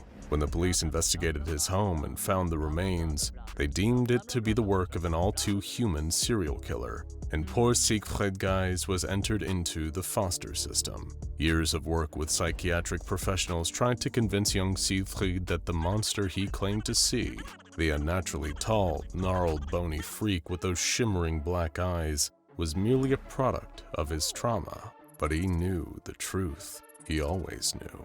What he encountered that day, the thing that took his family, was nothing less than a true monster. And at 9 years old, Siegfried made a vow he would one day kill the monster, no matter what it took. When Siegfried was finally adopted and returned to school, he did everything he could to apply himself academically. He had no interest in friends or romantic relationships, even as he grew into his teenage years. The only thing that drew his interest, in addition to the perfection of his academic life, was his own private research into the supernatural. He became an expert in all things occultic and anomalous, sightings of ghosts, phantoms, aliens, and monsters. He wanted to know it all. No, needed to know it all. He would arm himself with knowledge, wanting to know everything he could in advance of the confrontation that would be his final destiny. He also began obsessively researching attacks similar to the ones that killed his family, and found an eerie pattern seemingly to unfold all over the Northern Hemisphere. During the 12 days of Christmas, entire families would be found dead in their homes, mutilated horrifically, often with children having gone completely missing. They happened far enough apart in terms of time and space that no connection was drawn between the events, all just random attacks according to the police and media. Weren't the connections obvious? He didn't understand it. It was almost like there was some kind of sweeping cover-up obscuring the true culprit behind all these killings. The same beast that destroyed his life. As Siegfried, now known to most as Dr. Geis, ascended through his time at university, he became one of Germany's foremost scholars on the occult, with several published papers and books that drew fascination of fellow experts and laymen alike. But most importantly of all, Siegfried's work got the attention of the SCP Foundation. They reached out to the ambitious rising star of the paranormal world and offered him a research position. Dr. Geis was elated and said that he would happily take the role if they answered one question for him. Did they know anything about a horrific humanoid monster that attacked families across the Northern Hemisphere around Christmas time? This was the moment when Dr. Siegfried Geis, after decades of searching, finally came to know about SCP-4666. He had access to all of the SCP Foundation's information on the monster, putting him several steps closer to what had always been his ultimate goal: killing that godforsaken thing. But this would be easier said than done. After all, if the Yule Man was easy to track, the Foundation would have captured and contained him long before now. His attacks could occur anywhere across the Northern Hemisphere, making catching him the world's largest game of whack-a-mole. But this was a game that Dr. Geis had more than enough patience to play. Over the following years, Dr. Geis worked as hard as humanly possible, not just at the case of SCP-4666, but at every piece of work the Foundation had to offer him. Much like his ruined childhood, Geis made no effort to interact, no effort to form social connections. He just worked and worked and worked and worked with single-minded passion, soon developing a reputation as one of the most hard-working and dependable figures in the SCP Foundation's European division. It was this kind of work ethic that soon saw him promoted to senior researcher, and then a site director. He had more control over information, resources, and manpower than ever before. It was almost time. He could sense it. Delegating other tasks to his subordinates, Dr. Geis began to work on his masterpiece, an advanced algorithm connecting police, social media, and surveillance databases across the Northern Hemisphere. You see, while Dr. Geis had never faltered in his quest, neither had the Yule Man. Every year, more families disappeared or were horrifically murdered, and every death weighed on Geis. He saw them as a personal failing of his inability to fulfill his destiny. But the Yule Man was a creature of habit, and it would be that very adherence to habit that Geis used to destroy it. Using the algorithm he created, they would perfectly track and triangulate the home most likely to be the subject of a dreaded Rissnacht event, with greater accuracy and precision than ever before. The year was 2022. Dr. Geist was convinced that this time, he would be the one to claim victory and vengeance. There was one thing he didn't tell his Foundation compatriots, though. As he put the pieces in place for the final showdown, he had no intention of containing the Yule Man. This time, he would destroy it. Using his newfound influence as a well-respected site director, he requested the transfer of a few high-profile anomalies, as well as the services of a crack mobile task force death squad. It was time. The Yule Man watched the house from a distance. He'd been observing for days, watching the nice, happy family within. What pleasure it would bring him to destroy them, and take what's left to his workshop for further fun. Tonight would be the night that he claimed them. They were all blissfully unaware, and lived in an isolated rural area where nobody but him would hear all the wonderful screaming. The second the lights went out inside the house, he would strike, and bring about some Christmas fear. When the last window went dark, the Yule Man drew a long, rusty blade out of his bag of tricks and approached the house. He crept in through one of the windows. Locks had never been a problem for him. This whole process had played out hundreds of times. He barely even needed to think about it now. He crept in past the presents around the Christmas tree, found the stairs and began to climb. He'd find them in their beds, one by one, and take his time, savoring the pain, savoring the fear. He went into the youngest one's bedroom first, his lips pulled back into a manic grin. There was the little boy, tucked in under his quilt, like a present waiting to be unwrapped. He grabbed the sheet with his long, gnarled fingers and pulled it back, only to see a plastic dummy underneath, with a stun grenade fixed to its chest. Before the Yule Man could even react, the stun grenade exploded into his face, blinding him with a sudden white light and ringing in his ancient ears. The next thing he heard was a rugged military voice yelling, "Squad Alpha, move in!"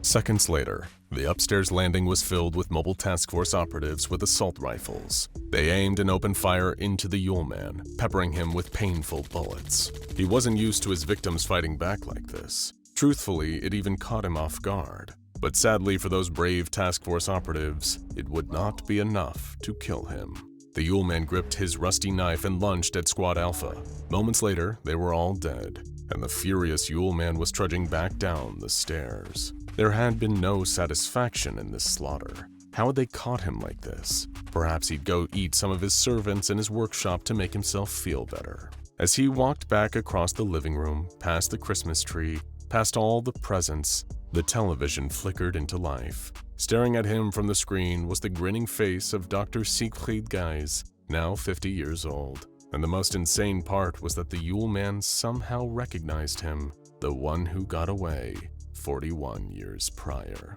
"Hello, old friend. You're looking a little glum," Siegfried said on the screen.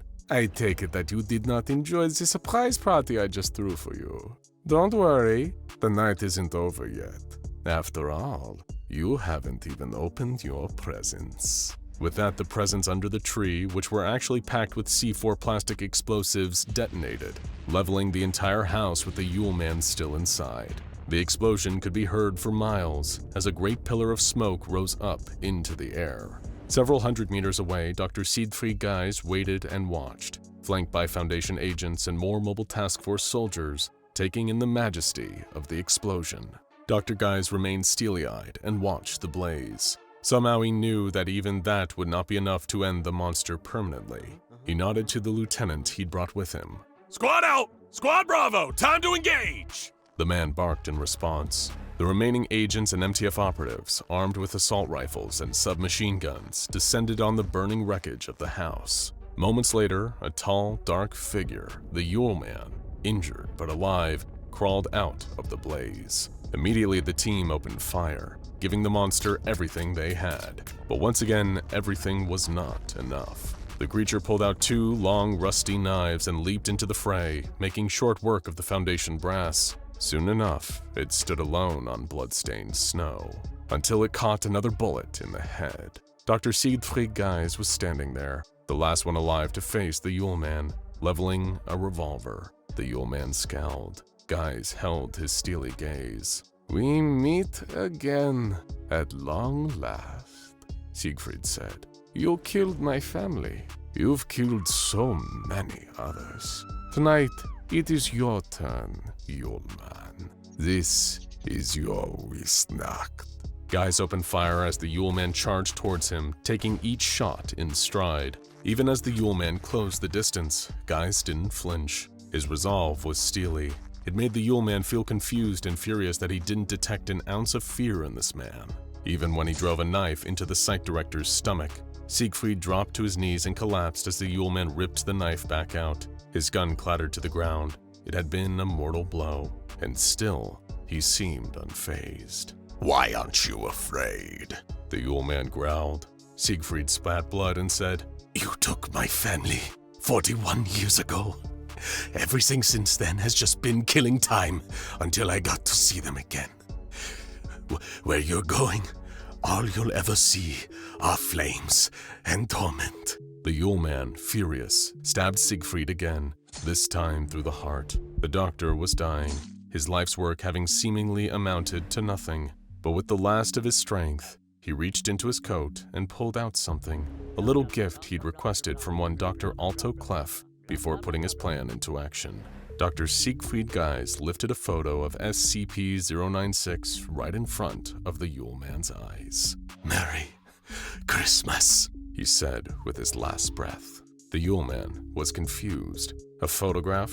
Was that it? Was that really this foolish little boy's trump card after all this time? What a waste. Then, without a moment's warning, SCP-096 barreled into the Yule Man, sending them both rolling across the snow. One of Siegfried's preparations was to have SCP-096's containment cube temporarily relocated to only a mile away from the ambush site, to avoid collateral damage. If everything else failed, then SCP-096 would be their Hail Mary pass, their finishing move. And it worked marvelously. As strong and evil as the Yule Man was, he'd been weakened by the night's battle, and the Shy Guy was an order of magnitude more powerful than his sadistic foe. The Yule Man screamed in horror as SCP-096 set upon him with claws and teeth. After hundreds of years inflicting it on others, the Yule Man had died in terror, and Dr. Siegfried Guys had died with a smile on his face. He's waiting for you in the dark. He sits cross-legged, still as a placid lake, and patient as a praying monk 6 feet deep in meditation. He's been like this for so long, his body oil slicked with deadly black grease, skin ancient and haggard, eyes black and flat with the kind of calm you'd only find in crawling insects and great white sharks. His lipless mouth is stretched across his jawbone in an ugly black rictus. He may be an old man, but trust us, he's got plenty of new tricks he'd love to show you. He sat in the loneliest place in the world, the deep, dark bowels of an SCP Foundation containment site, surrounded by a complex confluence of containment measures, different shapes, running liquids, bright lights, the kind of steel so thick a nuclear weapon would only leave it scuffed. All the things that had a tendency to confuse him, because that's all they ever did. The old man laughed to himself very quietly. All the people out there are so scared of him because of one immutable fact. He isn't trapped here, he's just resting. By virtue of his unique anomalous abilities to pass through solids at will and resist any form of physical damage they can dole out, there is no way to really contain him like all the others. All the SCP Foundation could hope to do was make leaving inconvenient enough for him to make his little adventures on the outside less appealing than just sitting around, doing nothing. After all, he had all the time in the world. And when you always have a later, there's a lot less pressure to do anything now. But like all thinking creatures, and please be aware that SCP-106, the wretched, terrifying old man, is very much a thinking creature, he was subject to occasional boredom. And when most people are bored, they might play a video game, watch a few YouTube videos, or rewatch It's Always Sunny in Philadelphia for the 5th time. But for the old man, killing boredom involved Well, killing people. But not just killing people, of course. Truth be told, for him, killing was really the least entertaining part of the whole affair. The screams, the begging, the desperate pleas, warm tears on shaking cheeks, convulsions of pain, cold sweats, fear so intense it gives way to gibbering madness, the dull sheen of dead hope in their eyes when they realize that their doom is inevitable, and that he, their captor, their torturer, would decide the exact moment they slipped into the void. Oh, that was what he lived for. If you could call what the old man did living. He cracked his neck and licked his teeth. Was he salivating? All those thoughts about pain seemed to have got him worked up. He could feel the distant thumping of his heart, old black blood pumping through the dusty corridors of his vascular system, synapses booming and sparking with excitement at the thought of plumbing new depths of human misery. Like a scholar of suffering, a pioneer of pain. All those silly Foundation drones with the audacity to think they're in control. He'd teach them to scream again.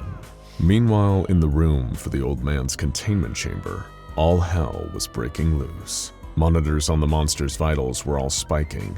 Heart and brain activity peaked, just as they always did before the old man decided to get active. Cameras in his containment chamber showed him rising steadily to his feet, cracking his joints, limbering up. His body started to produce that terrible corrosive mucus at an accelerated rate, pooling around his feet and unleashing squalls of noxious fumes as it melted into the floor. Years of Foundation testing, and they still couldn't find any material that could withstand that vile black slop. As the old man began strolling towards the wall, a containment specialist in the control room grabbed a nearby phone and sounded the alarm for the containment breach. They needed a mobile task force, and every guard on site mobilized to tackle 106 before he got into the facility proper and started causing havoc. They couldn't risk it escaping either. The infamous incident when the old man escaped for a Halloween massacre still haunted the nightmares of many a staff member. He had to be stopped. Now. A small fighting force was quickly armed and assembled, along with armor and several high-intensity portable lights to hopefully slow the monster down in time for them to grab a D-class and set up the femur breaker. By the time they all reached the hallway they intended to use as a choke point for the escape, the old man was already halfway through the outer layer of defense, phasing through the wall with that same terrible, manic grin he always had when he was about to inflict terrible violence for the sheer fun of it. The guards and task force members trained their lights and weapons on him. All of them had seen terrible things on the job, the kind of things that would saddle almost anyone with a lifetime of trauma, but almost nothing compared to the horror of direct engagement during a 106 containment breach. That terrible old coffin dodger was hell on two legs. When they discovered to their horror that the lights didn't seem to be slowing him down as much as anticipated, they fell back on Plan B. That B standing for blast the living hell out of him with everything they had. The personnel opened fire, pumping round after round into his dark form. While each gave a loud, meaty splatter, the old man didn't even flinch. When he was close enough, all those months of lethargy gave way to sudden, deadly speed. In many ways, the old man was like a crocodile, a fierce and intelligent ambush predator who conserved his energy wisely. He could seem so deceptively languid that you could easily mistake him for something slow and harmless, but when you got within arm's reach, the sudden quickness and ferocity would take you off guard, and by then, it's already too late. Within 30 seconds, the old man was the only thing left alive in that hallway. All the guards and task force operatives sent to slow him down lay dead, dripping with his black mucus. There was silence, save for the quiet fizzing of the mucus eating into their clothes and skin. The old man sighed. How boring. He'd killed so many people now. It all started to seem a little samey. How many screams could you hear before they all just blended into a single shrill whine? You can get sick of even your favorite meal if you eat it too often. But that didn't matter. The old man had a different order of business today. He happened to be inside an SCP Foundation containment facility, filled with so many fascinating specimens of non-human entities that the one they called SCP-096 simply couldn't wait to torture. He'd only met a small portion of the ones they had contained here, but given what a fascinating experience his past attack on his fellow anomalies was, he couldn't wait to meet some more. Meanwhile, the site's top brass did all they could to try to mobilize a second response to the rogue senior citizen from Hell currently strolling through their high-security containment facility.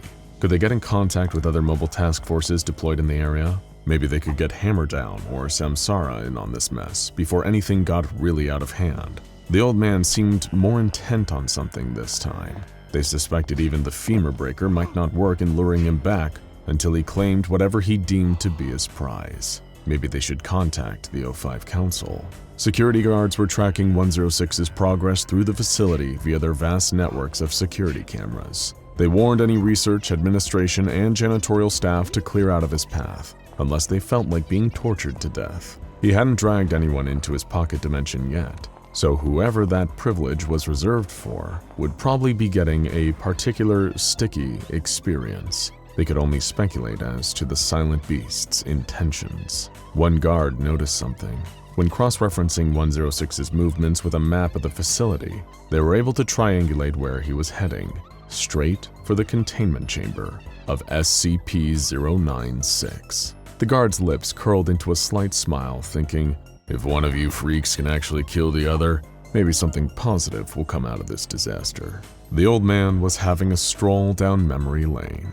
The time prior, when he broke out of his cell and decided to hassle his fellow inmates, was certainly eventful.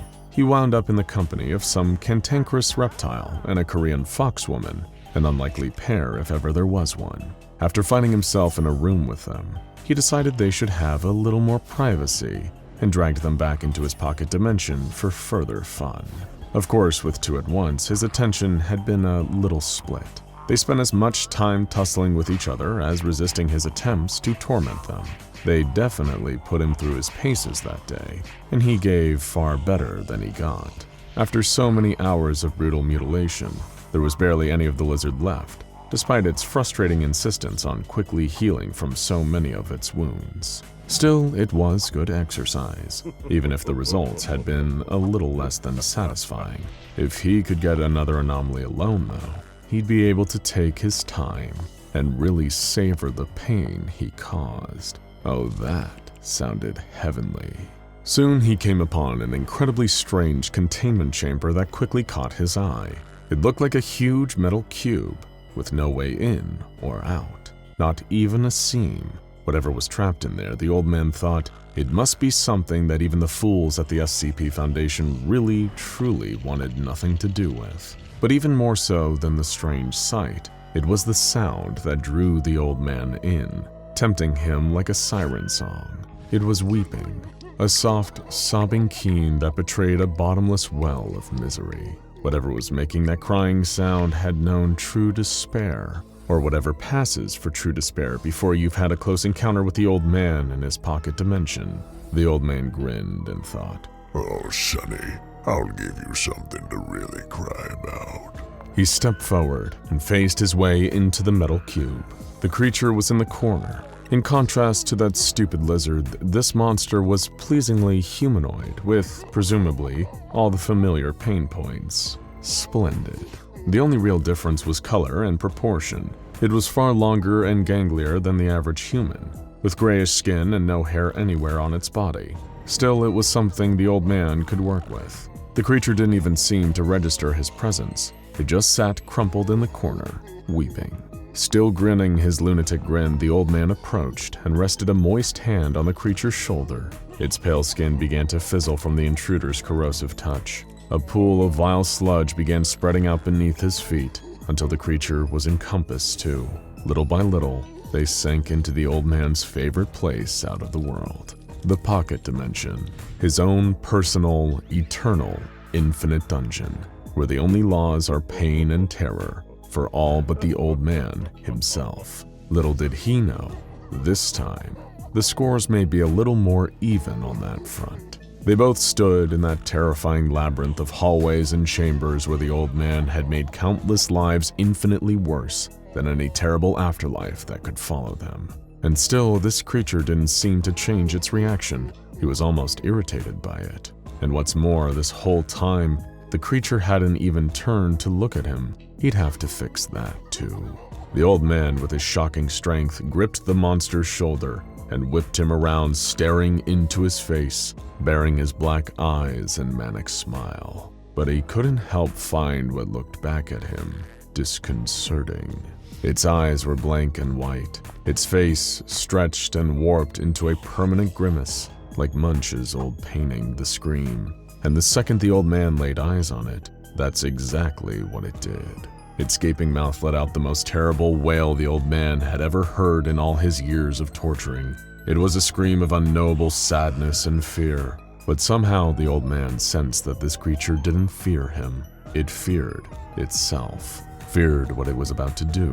What the hell had he dragged down here with him? Without warning, the terrible wail soon gave way to sudden and ferocious aggression. Just like the old man had dealt out to a group of Foundation guards and mobile task force agents earlier that same night, it was only out of a mix of pure luck and his own finely tuned animal instinct that the old man was able to dodge the first strike from the creature's long, lithe forelimb. He couldn't believe it. They were in his special place, and this victim of his had the audacity to fight back? Well, he'd soon put this monster in its place. As the monster continued roaring and swiping for him, the old man simply walked backwards into a nearby wall, disappearing into a black stain. Of course, the monster, better known to the Foundation as SCP-096 or the Shy Guy, simply crashed through the wall to give chase, but on the other side, just another wall. He disappeared. How? Typically, when something sees the face of the Shy Guy, he immediately has a kind of intuitive connection to them. He can sense their presence. It's burned into his mind, a homing beacon, an unstoppable imperative. He knows exactly where they are and how to get them. But nothing about this situation was typical. The Shy Guy felt all the murderous rage he normally did, but the rest was just static. Where was the life he needed to abolish hiding? Suddenly, the old man emerged behind him and forced his hand into the Shy Guy's back. His fist melted straight through flesh and skin, causing the creature to let out another terrible wail. But as could be expected, they didn't leave a scratch on the Shy Guy's indestructible skeleton. The Shy Guy pulled a 180 and swung for the old man again, but he was already gone. Here in the pocket dimension, the old man had the ultimate home turf advantage. Here, space and time were his playthings. In the infinite twisting, labyrinthian walls of the pocket dimension, the old man wasn't just the devil, he was God too. But it would take far more than some cheap tricks and bodily harm to dissuade the Shy Guy from his sole purpose in life. He began running through the old man's personal maze like a crazed lab rat, tearing through wall after wall, forever searching for the monster that trapped it here. He would see the smiling face of that rotten old man every so often, the flash of black eyes and dirty teeth in shadows. But every time it tried to strike the shadows, there would be nothing there.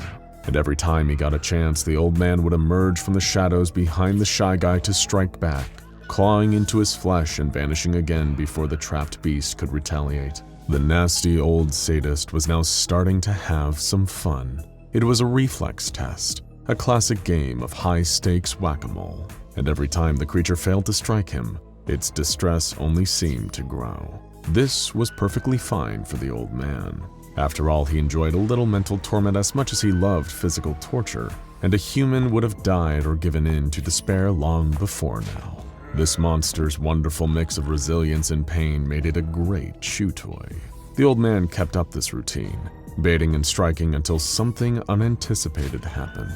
He appeared, waited for the swing, disappeared as it approached, then reappeared behind the Shy Guy to deliver another painful strike. This time, however, it seemed his victim had anticipated his pattern. Before he could hit the creature, the Shy Guy turned, quicker than anything the old man had ever seen, and hit him with such force he flew through several walls in his own maze, shattering them as he went. He hit the ground, stunned by the fact that the Shy Guy had actually landed a hit, but he wasn't done. The shrieking monster came bounding after him.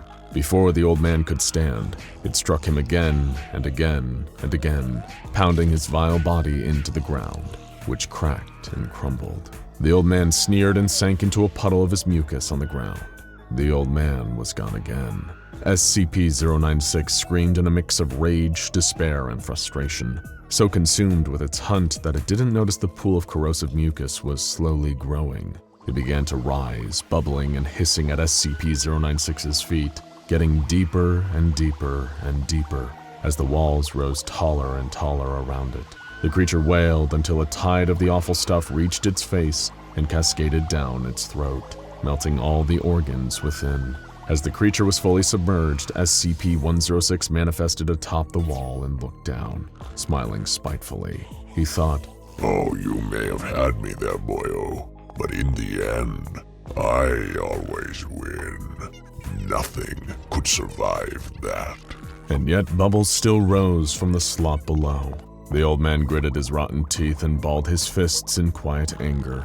Moments later, back in our dimension, a portal opened in the ground of SCP-096's containment chamber. It vomited out SCP-096's skeleton, smothered in bubbling black goo, and SCP-106. 096 would probably be fully regenerated within a couple of hours, and if 682's encounter with him was anything to go by, probably extremely unwilling to interface with the old man. And the old man himself, who couldn't help but feel a little humiliated by the whole experience, was glad the two of them would probably never meet again.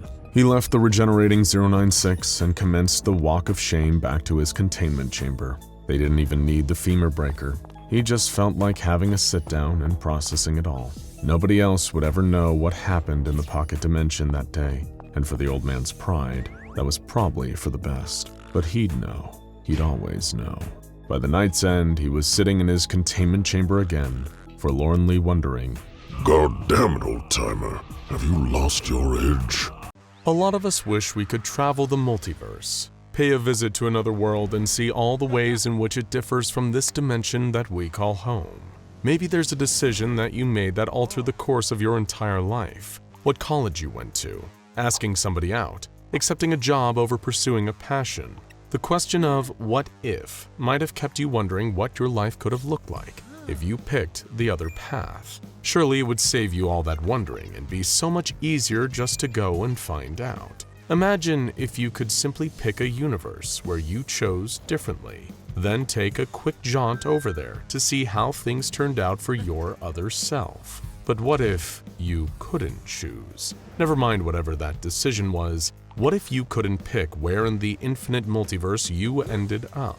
If traveling from world to world was as random, unpredictable, and instinctive as a sneeze, what then? One moment you're safe at home, surrounded by everything you know.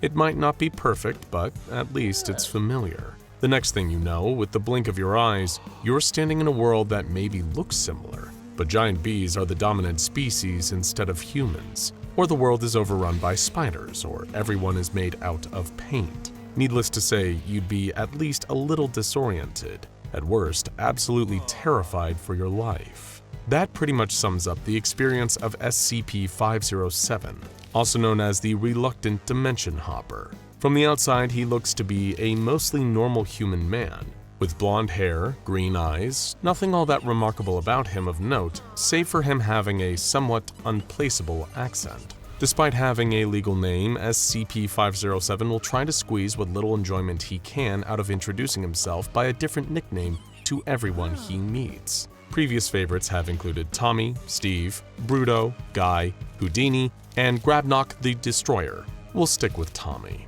The sole most intriguing thing about Tommy is that through a process that happens completely without his control, he can spontaneously disappear, only to reappear after an unspecified amount of time later.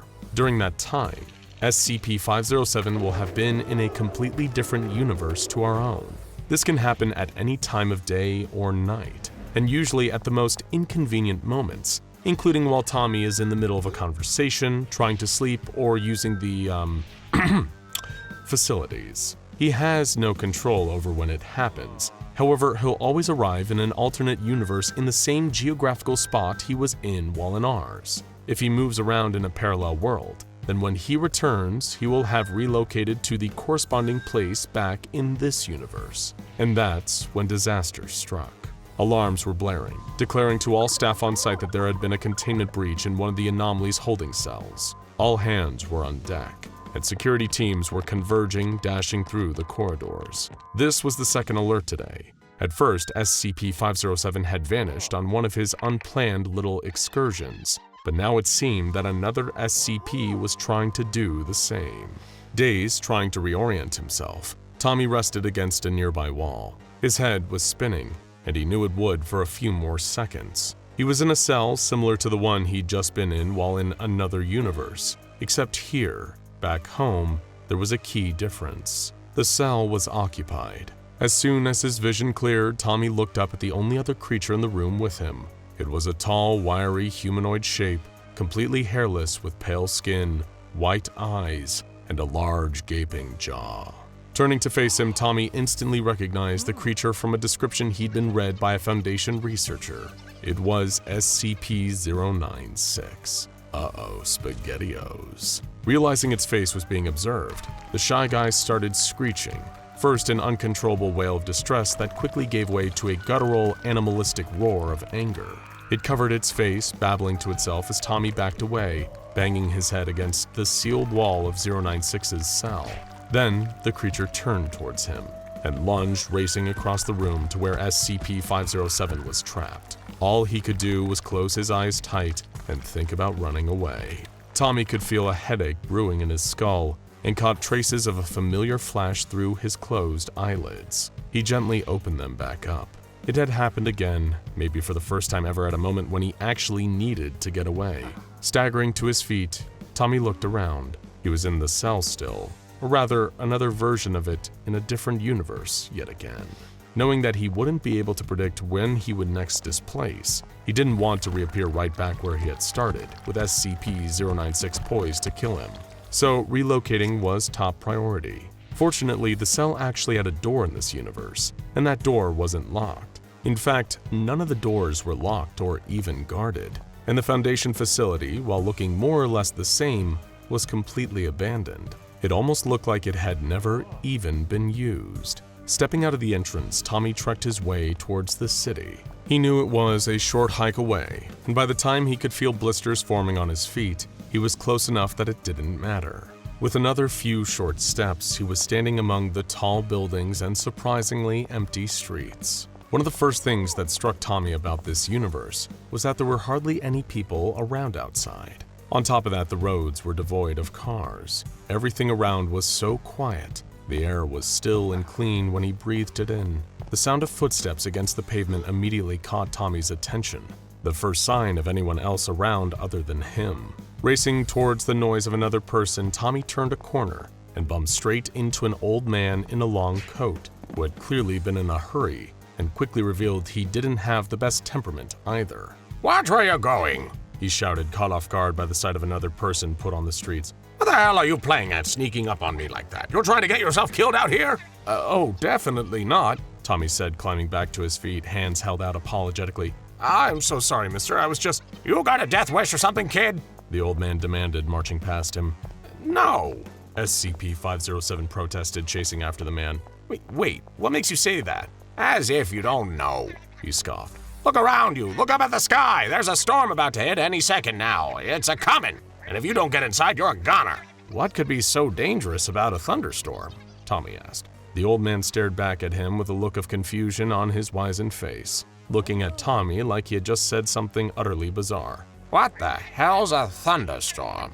The man asked. Feeling equally confused, Tommy craned his neck up towards the sky. Looming above were swirling masses of clouds, the kind anyone would expect to be accompanied by severe winds and the deafening boom of thunder. But the wind was still, and there was nothing but silence, until a choking, gurgling sound came from somewhere behind Tommy's back. He spun around to see the tall, wiry frame of SCP-096, its long fingers gripping tightly around the old man's throat. It had followed Tommy, and he knew that anyone who saw its face, even in a picture, would find themselves chased down on foot by the creature.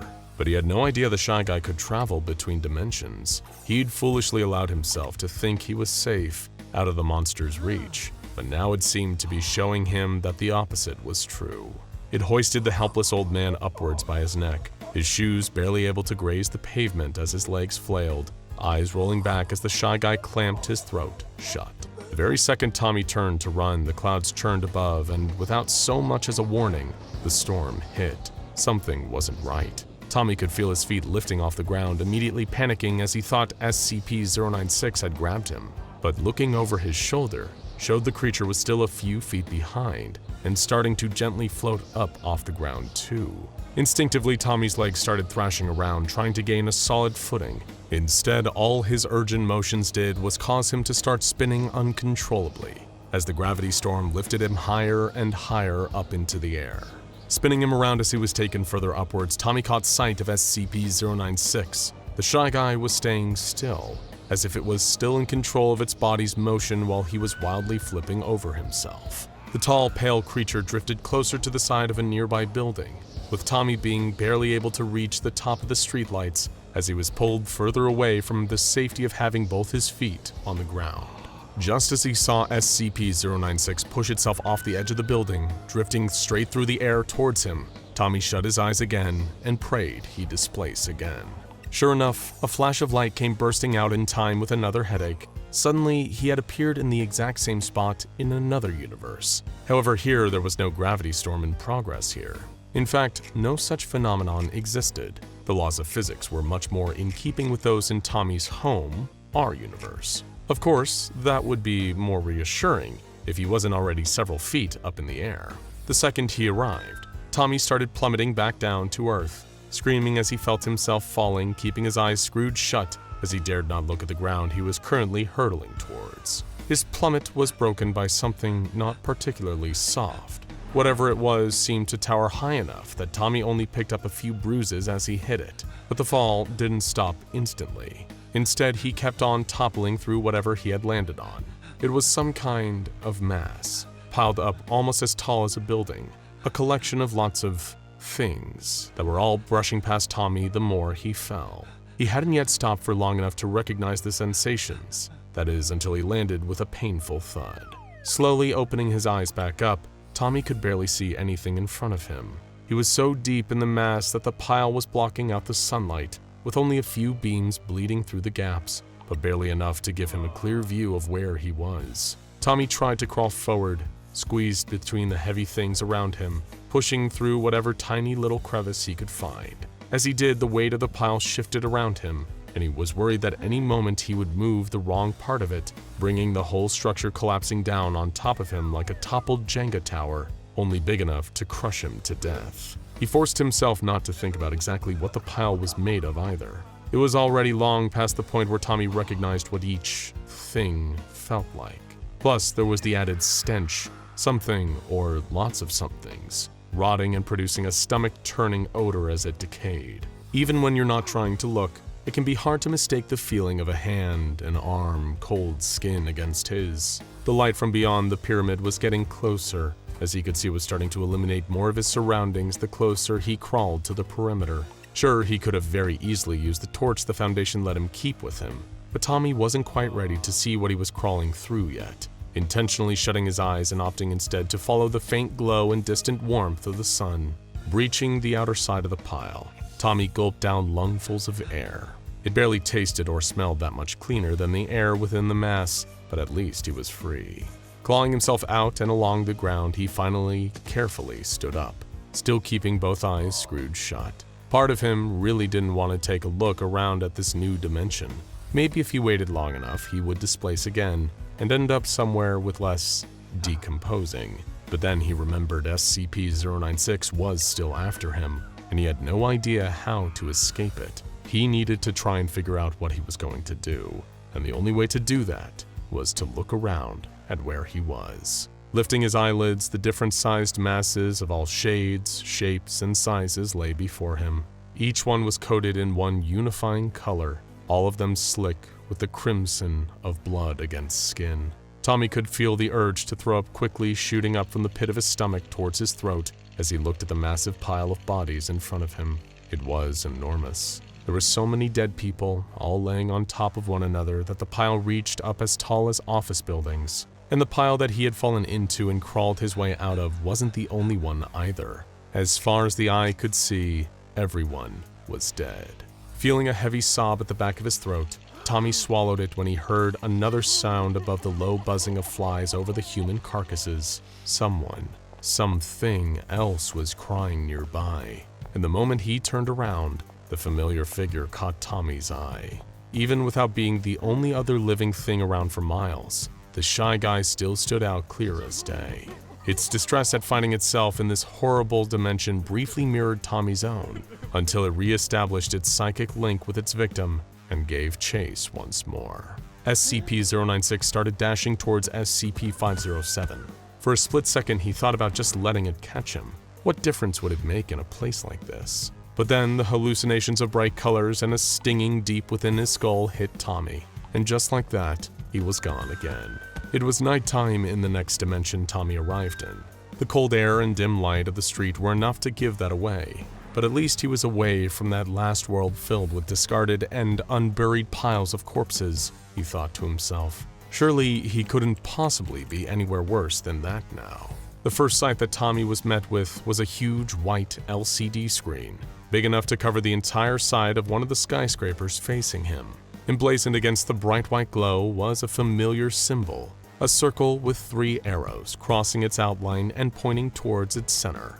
Around that was a thin frame, another circle, this one with 3 protruding rectangles around the circumference, in line with the arrow tails. Thick lettered text appeared on the screen too, beneath the emblem, boldly proclaiming that anyone reading it should submit, comply, persevere. Tommy blinked in disbelief, looking around. There was hardly anyone else around, save for a few people staring at him. Had they seen him appear, or was it just because he was dressed so differently to them? Each of them had on a grimy pair of overalls, sporting more of that same symbol on the chest and across the back. Every wall of every nearby building was overfilled with posters featuring matching imagery, each one posing different questions in the same unforgiving, accusatory text against its clinical white background. One poster read, "Could you be anomalous? Submit for testing today." Another had the following notice, "Curfew still in effect, 10 a.m. to 8 a.m. the following morning. All citizens must comply." And one more touting that, "Only through persevering will we continue to thrive." Each of them was signed with the same name and logo to match, the organization that Tommy had come to put some amount of trust in, even though they weren't always clear with him. But he knew they weren't the bad guys, or at least the version that existed in his universe didn't seem to be that bad. They had questionable methods, but they weren't evil, weren't this. By order of the SCP Foundation, A loud militaristic voice barked from behind Tommy. Get down on your knees with your hands behind your head. You will surrender any anomalous technology and declare any mimetic effects or cognito-hazardous abilities before we approach you. Tommy looked over his shoulder, met with the barrels of several automatic weapons that were now being trained on him. Instantly, he threw his hands in the air, terrified that this alternate SCP Foundation might be far more trigger-happy than the version of them he was used to. From the look at the oppressive text on the huge screen, the propaganda posters, and the matching uniforms ordinary people seemed forced to wear, this Foundation seemed to be far more ruthless. They had transformed from a secretive organization into a full-blown authoritarian regime, maybe even in control of the entire world, ruling with an iron fist. On your knees! The commander of the mobile task force shouted again. The aggression in his voice, as well as the several laser pointers from his men's guns that were hovering over his chest, prompted Tommy to do as he was told. Do you have anything to declare before we approach? The MTF leader barked. No. Tommy stammered, before realizing that was probably an inadvisable answer. Yes, I'm SCP-507, but that number might refer to someone different here. Look, what I'm saying is this isn't my dimension, okay? I have a condition that sends me to different universes at random. I can't control it. It just happens. Please, for the love of God, don't shoot. Better radio into command, the team leader told one of his subordinates. Tell them to run that number against the archives. Then inform Lord Adjudicator Clef that we may have a containment breach. Overhearing what they were saying instantly reminded Tommy that he was still being chased. Wait, he called to the elite operatives. There's something else you need to know. What's that, 507? The commander sighed, lacking the patience for this. There's another anomaly after me, Tommy explained hurriedly. I don't know how long it'll take to get here, just that when it does, it'll kill everyone to get at me. I've heard enough. Troopers, take him away. The commander grunted. Two of the MTF team rushed up to Tommy and grappled either of his arms, not letting go despite his protests. They started dragging him towards their armored vehicle, looking like Tommy was about to spend the foreseeable future in the clutches of one of the worst versions of the Foundation. That is, until a tall, pale creature stepped out from behind the transport. The MTFs were instantly frenzied, and yells of another anomalous contact were quickly drowned out by the noise of gunfire. All the while, the shy guy was casually moving between the amassed troops, gripping their heads, twisting them all the way around, until a sickening crunch rang out. Dropped back to the ground, SCP-097 started to feel another headache coming on, knowing that any second, he'd displace again and end up in another alternate universe. And for the first time today, he was okay with that. It was better for their chase to go on if it meant that him and the shy guy didn't have to spend another minute in this universe. Well, hello there, SCP fans. Let's get this out of the way first. You've seen the title and thumbnail, and you're probably wondering, wait, is Siren Head an SCP? And the answer is no. Siren Head is not an SCP. It's a freaky internet monster created by renowned Canadian horror artist Trevor Henderson. Your next question is probably, what's with this crazy-looking server bank behind me? Allow me to introduce you to the Anomatron 6000, the latest advancement of supercomputing owned and operated exclusively by the SCP Foundation. It's capable of a whole bunch of interesting features, calculating ideal containment methods, running state-of-the-art Foundation web crawler software, making and editing fun SCP YouTube videos. But the most interesting feature that the Anomatron has to offer is running hyper-advanced simulations regarding all things anomalous, with data fed into it by thousands of real-life experiments conducted by the SCP Foundation. It's going to save countless dollars and lives for Foundation researchers, but way more importantly, it's going to let us explore all kinds of weird and wacky what-if scenarios that would never happen organically. Could SCP-343 beat Goku or Superman? Who's a deadlier supernatural killer? SCP-106 or Freddy Krueger? Would the world simply explode from adorableness if SCP-999 and Baby Yoda ever crossed those multiversal barriers and met? We can explore all of these questions, along with any others you may have down in the comments. Seriously, comment it, we dare you. But to get things started, we figured we'd make the Anomatron pit the Foundation's lankiest nightmare monster, SCP-096, against the internet's, Trevor Henderson's, Siren Head. Sorry, Slenderman, you're just not cool anymore. So without further ado, let's kick the Anomatron into gear and see how this wild battle plays out. It's time for SCP-096 vs. Siren Head. Ricky and Elliot, a pair of aspiring travel YouTubers from California, were taking a vacation to the Pacific Northwest to spend some time in the area's beautiful lush forests. However, while the duo were both big fans of travel for its own sake, they weren't just here for the trees and fresh air. You see, despite their jet-setting lifestyle, Ricky and Elliot's subscribers and views hadn't exactly been phenomenal lately. Turns out hiking vlogs and GoPro footage of the two of them jumping into absurdly blue water in Bali weren't exactly that interesting to people who weren't actually there. But Ricky had formulated an ingenious plan to pull the two of them out of obscurity. They would hunt down and film real footage of the legendary Siren Head, a supernatural monster said to haunt forests and isolated graveyards. There were plenty of fakers out there on YouTube, but if the two of them could get real footage of Siren Head, and also preferably survive the experience, they'd be framing their golden play buttons in no time. But they were already encountering certain issues. For starters, the two Californians had severely underestimated just how cold it was in the Pacific Northwest, and as such, were already shivering from bone-deep cold. The second issue was food.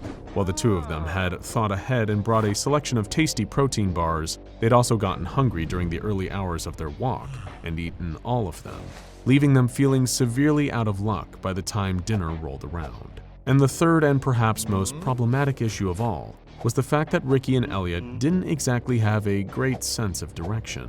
During all of their previous trips, they'd been on guided tours with local experts. In this instance, wanting to take all the Siren Head glory and clout for themselves, they decided to come in alone, with the incredibly janky Google Maps app to guide them.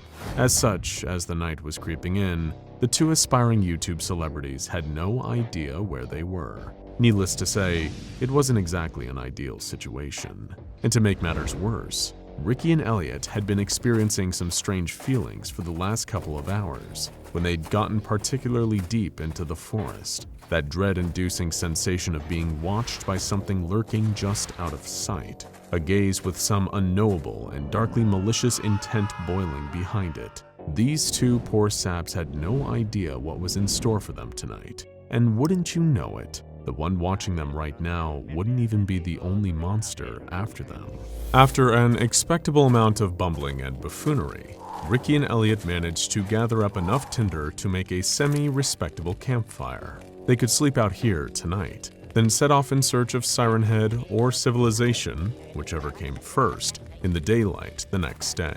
The duo did what they could to remain chipper in spite of the ominous circumstances. Sure, they were trapped in the depths of the woods alone, but think of the amazing vlog footage they'd get. They'd be like the next Blair Witch crew, except they'd live, hopefully. But as the duo sat next to their campfire, they felt that ominous sensation again. The hairs on the back of their necks started standing up. They felt shivers that didn't just come from the cold. More and more they started to feel certain that something in this forest was watching them. Something ancient and powerful and evil. That's when they heard the telltale crackle of radio static, and their skeletons almost jumped out of their skin. Could it be him? The patron saint of gone missing without a trace, of creeping dread, of bad things coming. Siren Head himself. Both men fell silent. All they could hear was the crackling of their own fire. Had the sound before just been an illusion? A product of a pair of paranoid minds also predisposed to sense siren-headed monsters lurking amongst the trees. They'd been reading about a higher rate of disappearances in this area, along with a number of frightening sightings of tall, thin beings and radio static that seemed perfectly consistent with Siren Head activity. That's why they'd come here in the first place. But had they come here to their deaths? The two needed to distract themselves, or they'd go mad from the paranoia. They decided to share a few fun little anecdotes of the travels they'd had before meeting one another, showing the photos they'd saved on their smartphones. Ricky had been to Hawaii, Tahiti, Bora Bora, Fiji, St. Lucia, and the Maldives. Clearly, he liked his vacations warm and sandy. Elliot, on the other hand, tended to like his trips to be a little more adventurous. He'd seen volcanoes, waterfalls, deep and treacherous cave systems, and, of course, a little guided mountaineering. One photo that Elliot showed Ricky was particularly breathtaking. He was standing in the foreground of a snowy landscape, with an incredible mountain range behind him. When Ricky asked Elliot where exactly he'd taken this picture, strangely enough, he drew a complete blank. Maybe somewhere in Canada or Siberia or something like that. But it was a hell of a trip, whatever the case. He remembered having a great time. It was such a tiny detail, but when looking at the photo, Ricky couldn't help but notice something in the background, a speck of white. Sure, not exactly newsworthy in the snowy mountain range, but this wasn't snow. It was a speck of white that seemed to be a slightly different shade than the rest of the mountain. Strange. Perhaps it was just some tiny particle stuck on the lens whenever the photo was taken. The two continued to chat and warmed their hands against the fire, having no idea of the horror they'd just awoken in doing so. Over 100 miles away, at an SCP Foundation containment site, researchers and guards walked around the perimeter of a huge airtight metal cube, reading off diagnostics and audio recordings. For reasons that should be obvious to everyone who's a fan of this channel, there were no camera feeds coming from the inside of the great metal cube. Only a faint whimpering sound, like a sad, wounded animal, and the clanking of pacing feet moving back and forth over the metal, dragging forlorn knuckles. It turned every head in the room when the crying started to get louder. Soon it wasn't just quiet weeping, it was a series of horrendous, slobbering sobs, wails of pure pain and despair. Someone in the room screamed, "Close your eyes and hit the deck!" Knowing exactly what had happened. They learned well enough from the infamous Incident 096-1-A containment breach that there was no way of stopping this thing until it run its course. The best they could do was minimize their own fatalities in the process. Everyone in the room did as they were told, hitting the ground, closing their eyes, and covering them with their hands just to be safe. That's when the solid steel of the cube was torn open like crepe paper, and the howling, raging SCP-096 broke free. galloping on all fours through the nearest wall, shattering it and spraying debris everywhere. As mobile task forces were dispatched to track the rampaging abomination and try their best to clear the path ahead as it sought out its target, one thought was going through the minds of everyone in the room. Woe betide the poor fools who saw that monster's face. Back in the deep dark forests of the Pacific Northwest, the presence of some unnerving force was becoming far harder to deny for Ricky and Elliot. They heard the sounds of garbled voices out in the woods, the squeals and crackles of radio static. They saw shapes moving amongst the trees, tall and thin, like long, spindly limbs. While neither wanted to voice their fear, they were both thinking similar things. If there really was a monster out here, why hadn't it killed them?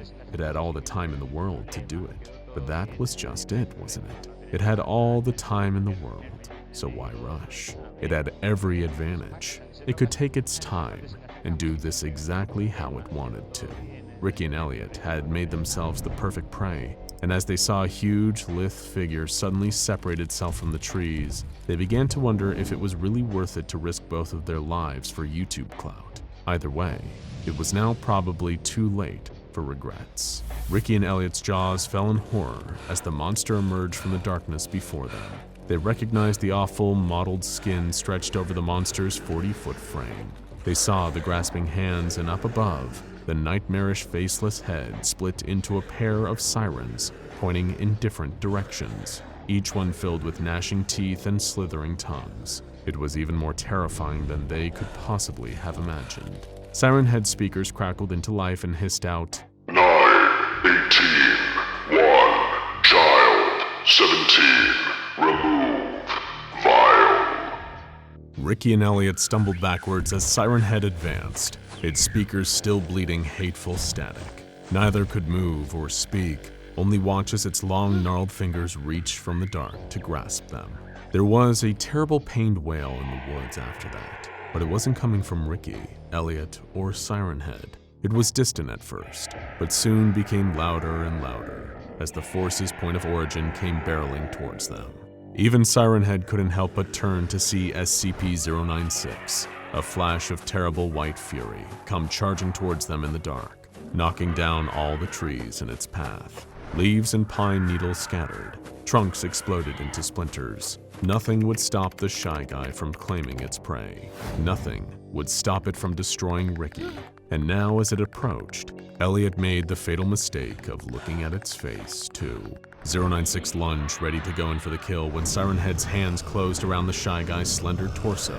In one fluid motion with surprising strength for its scrawny build, it hurled the Shy Guy into the distance, smashing another several trees in its path. The words, My prey,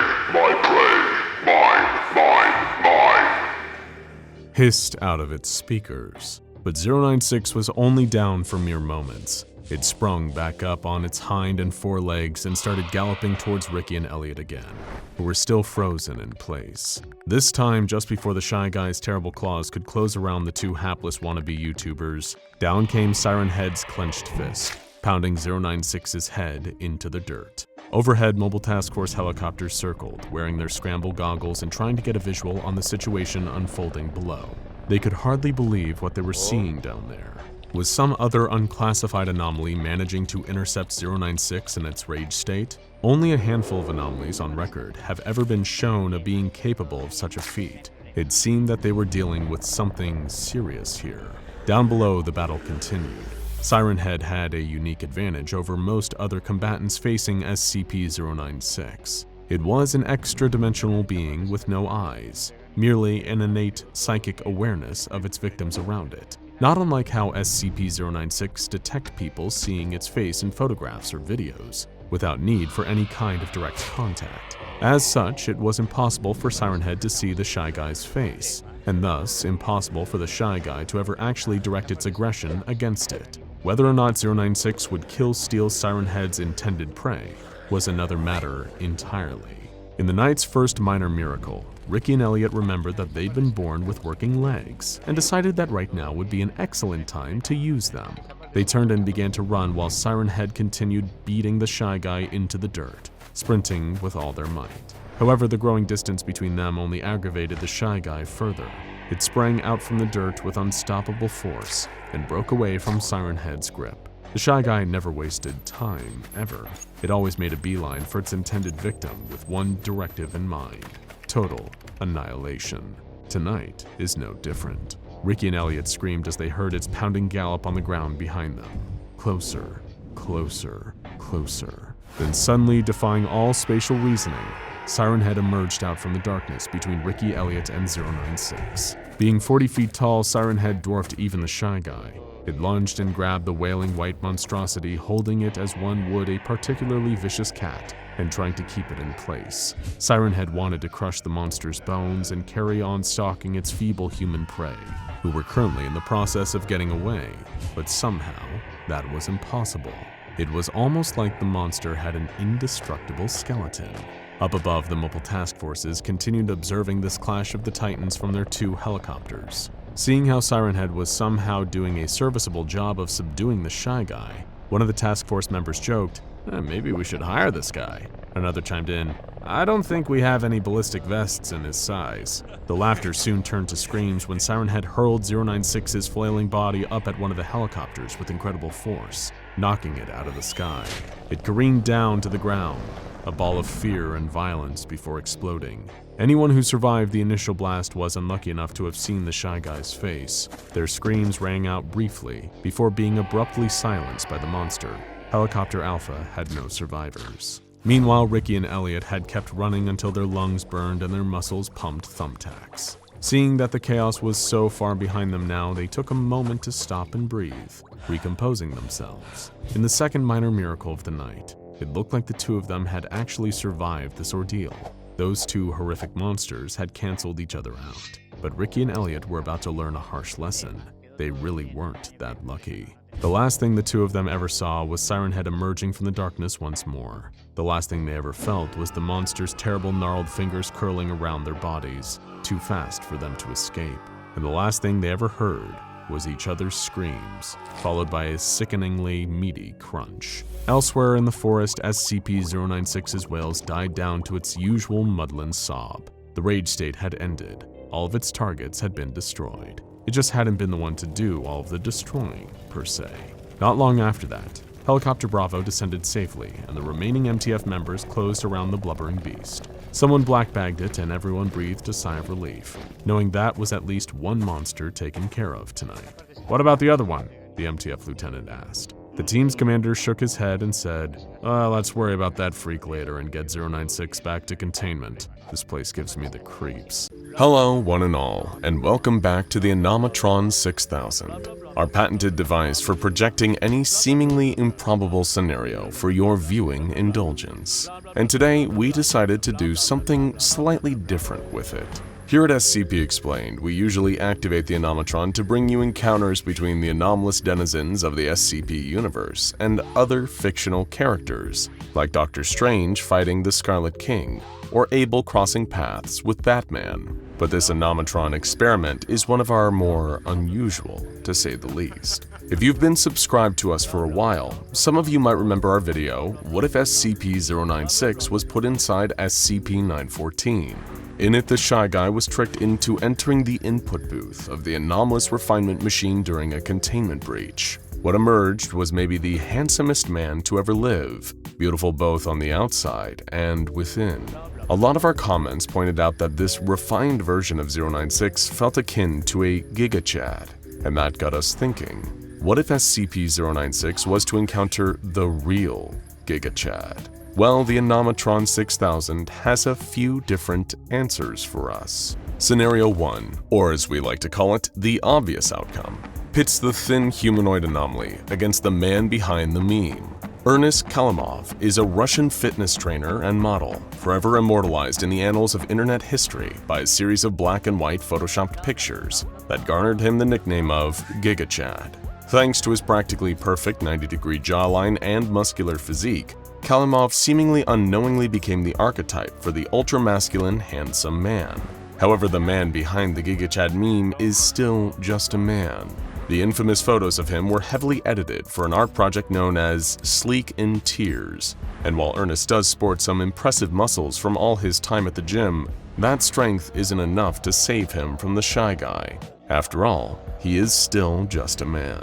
According to the Anomatron's predictions, the most likely outcome if the two were ever to meet would end pretty similarly to the grim fate of many others who have gazed upon the face of SCP-096. The moment Ernest looks at the creature, he would, in all likelihood, activate 096's rage state. His physique and above-average level of fitness might give him a slight advantage, allowing him to perhaps outrun the Shy Guy for longer than most, but ultimately, Ernest Kalimov would be able to run, but not hide, from SCP-096. The creature would track him down and hone in on him with anomalous speed, dispatching him before returning to its usual docile sobbing state. The result? An SCP-096 victory. Now we know what you're thinking, is that really it? We had the same reaction too. But hold on for a minute. After giving the machine an additional set of variables, we were able to get a few more interesting outcomes out of the Anomatron. Which brings us to the result that we've given the title of Scenario 2, Shy Harder. Of course, Ernest Kalimov might be the face of an internet meme and ultimately just a very strong Russian man in comparison to the anomalous traits of SCP-096, but the GIGA Chad? The GIGA Chad is more than a man. So much more than the sum of his parts. Existing within the online zeitgeist since as early as 2017, the GIGA Chad is far more powerful than a mere mortal.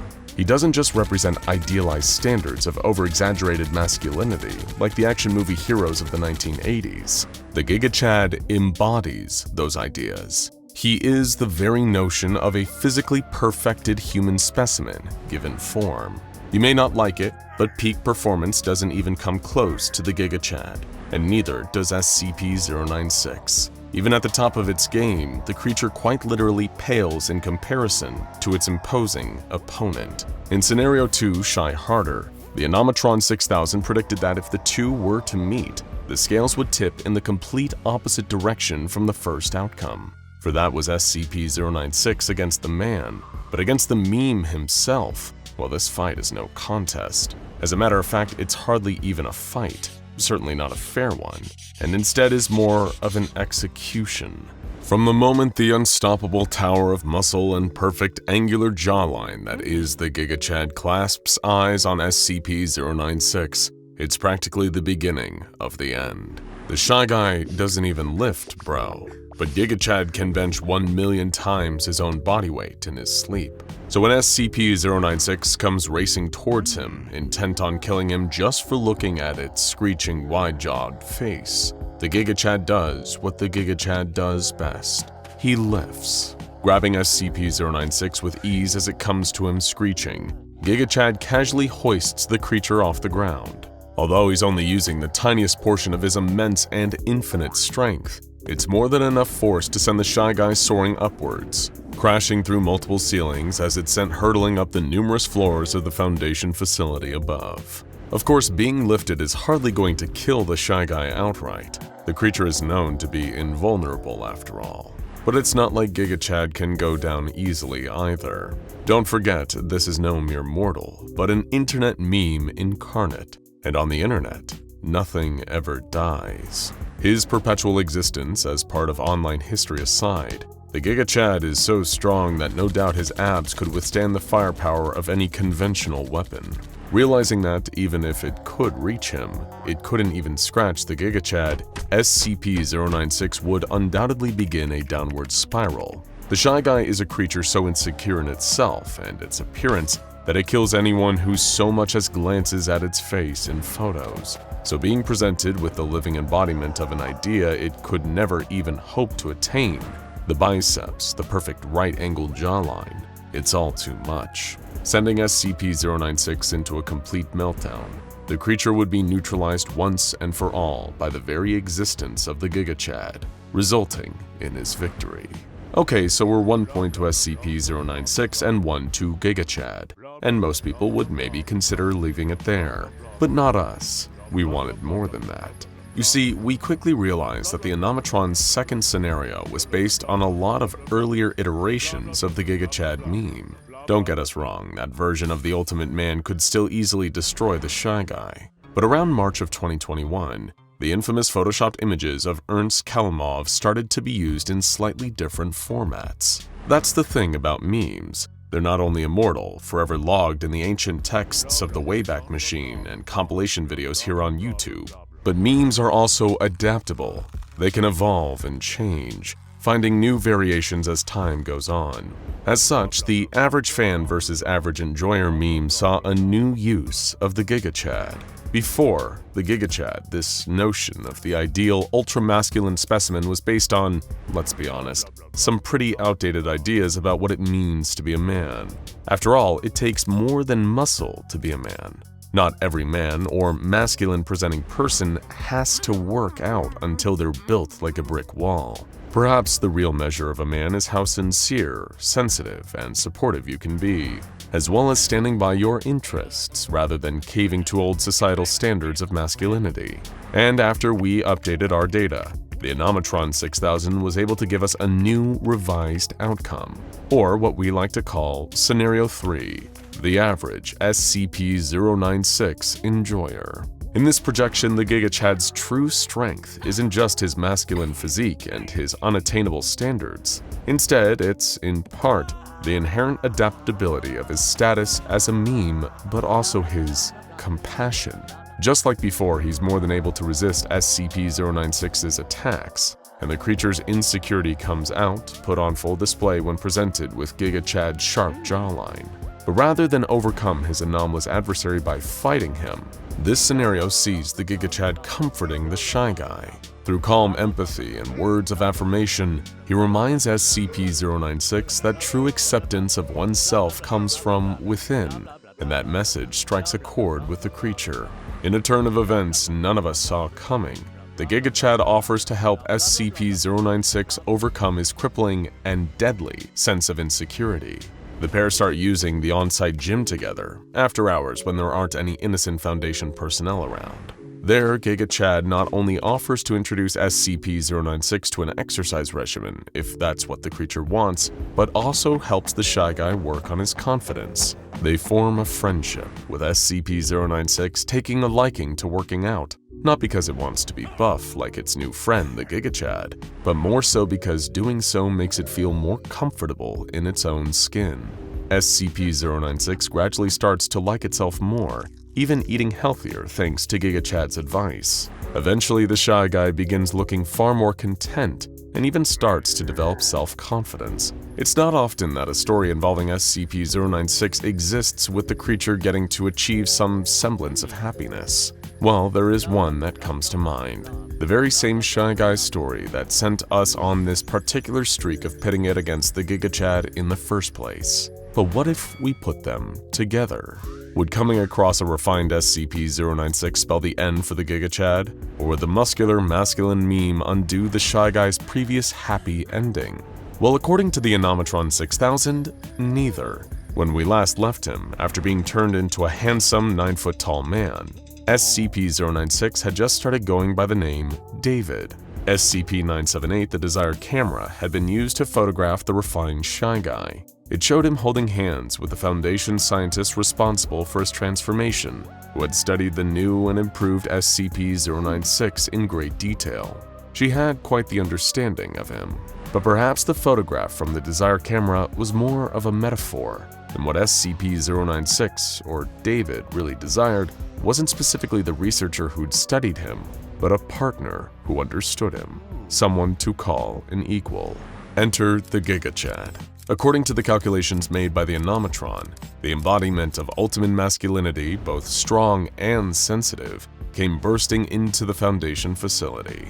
There, the moment he and David saw each other was like the meeting of an unstoppable force and an immovable object. Neither one rushed to solve the encounter with violence. Both the Giga Chad and SCP-096 appreciated each other's aesthetic appeal. Both were remarkably handsome, and one couldn't bear the thought of ridding the world of the other.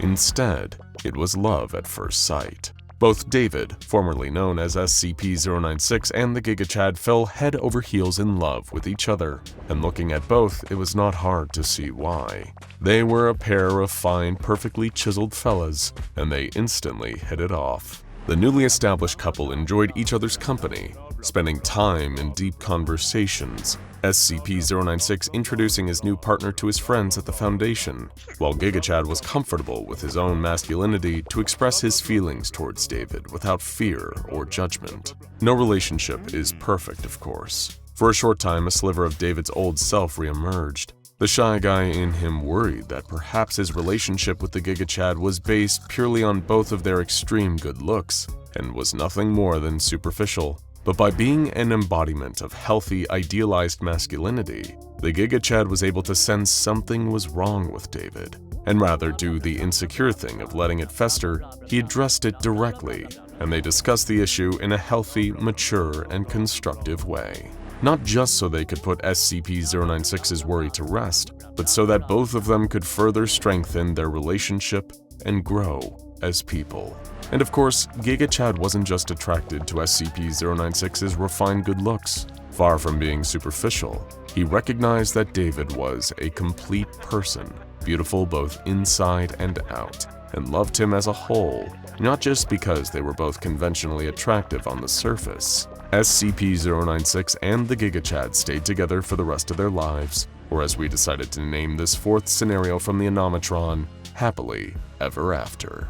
If you've been a close follower of this channel for a while now, or even of the SCP Foundation archive as a whole, then there's a pretty high chance that you might have heard of SCP-096. Even if this just so happens to be the first of our SCP videos that you've ever clicked on, you still might have seen the Shy Guy itself in various other corners of the internet. Since the earliest days of the SCP Foundation, SCP-096 has gradually become one of the most iconic and recognizable creatures in the Foundation's entire menagerie of anomalous beings. Despite standing taller than any ordinary person, you might be forgiven for mistaking SCP-096 for a human being if you were to see it at a distance, but the creature is unusually proportioned, to say the least, still appearing almost human in its shape, but possessing long, dangling arms that almost reach the ground. SCP-096's body is thin and hairless, with opaque, clear white pupilless eyes and a wide, gaping mouth. Or so we've heard, thanks to drawings provided by someone who sadly isn't with us anymore. But you might be surprised to learn that SCP-096 doesn't really do all that much. Mostly the tall, spindly humanoid spends its days walking mindlessly, pacing around in its containment cell.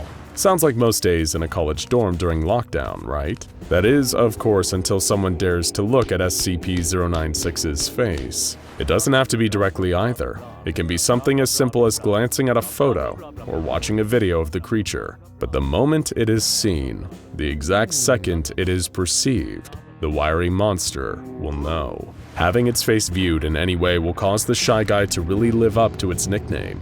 The creature suffers some sort of psychological meltdown, covering its face with its huge claw-like hands and weeping. SCP-096 quickly becomes utterly inconsolable, suffering from extreme emotional distress until it simply can't take it anymore. Pulling itself up to its full looming height, SCP-096 will stand and travel at impossible speeds towards the person that dared look at its face. There's no way to hide from the Shy Guy. Nothing can stand in its path as it tracks down this unlucky person. And when it finds them, well, it's certainly not pleasant. Somehow, without leaving any trace on their body, SCP-096 will kill the person that looked at it, possibly even eating them afterwards. Then it calms itself down, returns to its more docile state, and is typically bagged and brought back home by whatever mobile task force is closest. SCP-096 has killed many of the teams sent to contain it, proving itself to be resistant to gunfire and any forms of conventional weaponry. As much as being only a tiny speck in a photograph, that is enough to trigger the creature's relentless defense mechanism. Nobody can get away from it either. There is literally nowhere in the entire world that someone can run to escape SCP-096. Not even crossing the oceans or jumping aboard a plane is enough to stop it. And if our community questions video on the matter is anything to go by, you may not even be safe in outer space. The SCP Foundation's only real way to keep the creature safely under wraps and contained is to lock it up and force all members of personnel to never, ever look at it, while they hunt down any pieces of recorded media still out there, waiting like a ticking time bomb. So if no member of the Foundation can look at SCP-096, how do they interact with it? Well, luckily, there's a tale that answers exactly that, known as A Lesson in Power. Dr. Danielle Kowalski, a member of the Foundation's research team assigned to SCP-096, was sent into the creature's cell wearing a sleep mask. You know, the kind you get on expensive flights. What she was really wishing for, though, was a gas mask to go with it. Nobody had warned her how bad SCP-096 smelled. Then again, few had been as close to the creature as she had and lived to tell the tale. As a child, Danielle Kowalski had a fear of stepping into the ocean. Her mother used to warn her about treading on a stingray and dying as a result, giving her a phobia that stayed with her for many years. But Danielle's father had encouraged her to face her fear, to shuffle her feet on the ocean floor, kicking up sand so that the stingray would know she was coming, and would simply just swim away. Perhaps if he could have seen what kind of horrors Danielle was working with at the Foundation, her father wouldn't have tried to make her so fearless. Maybe there are some things that it's logical to be afraid of. Entering SCP-096's cell, Dr. Kowalski could hear the monster's heaving breaths, the perfect mix between a frightened whimper and a death rattle, the haunting sound of a person's final gasp of air. In the back of her mind, Danielle hoped she didn't touch the creature by accident. The closer she got, the tension and the heat of its warm breath against her skin was making the approach all the more terrifying. She had been issued with an instant camera and took a photo in the dark. Click. The flash fired, but with her eyes covered, she couldn't tell. That was good though.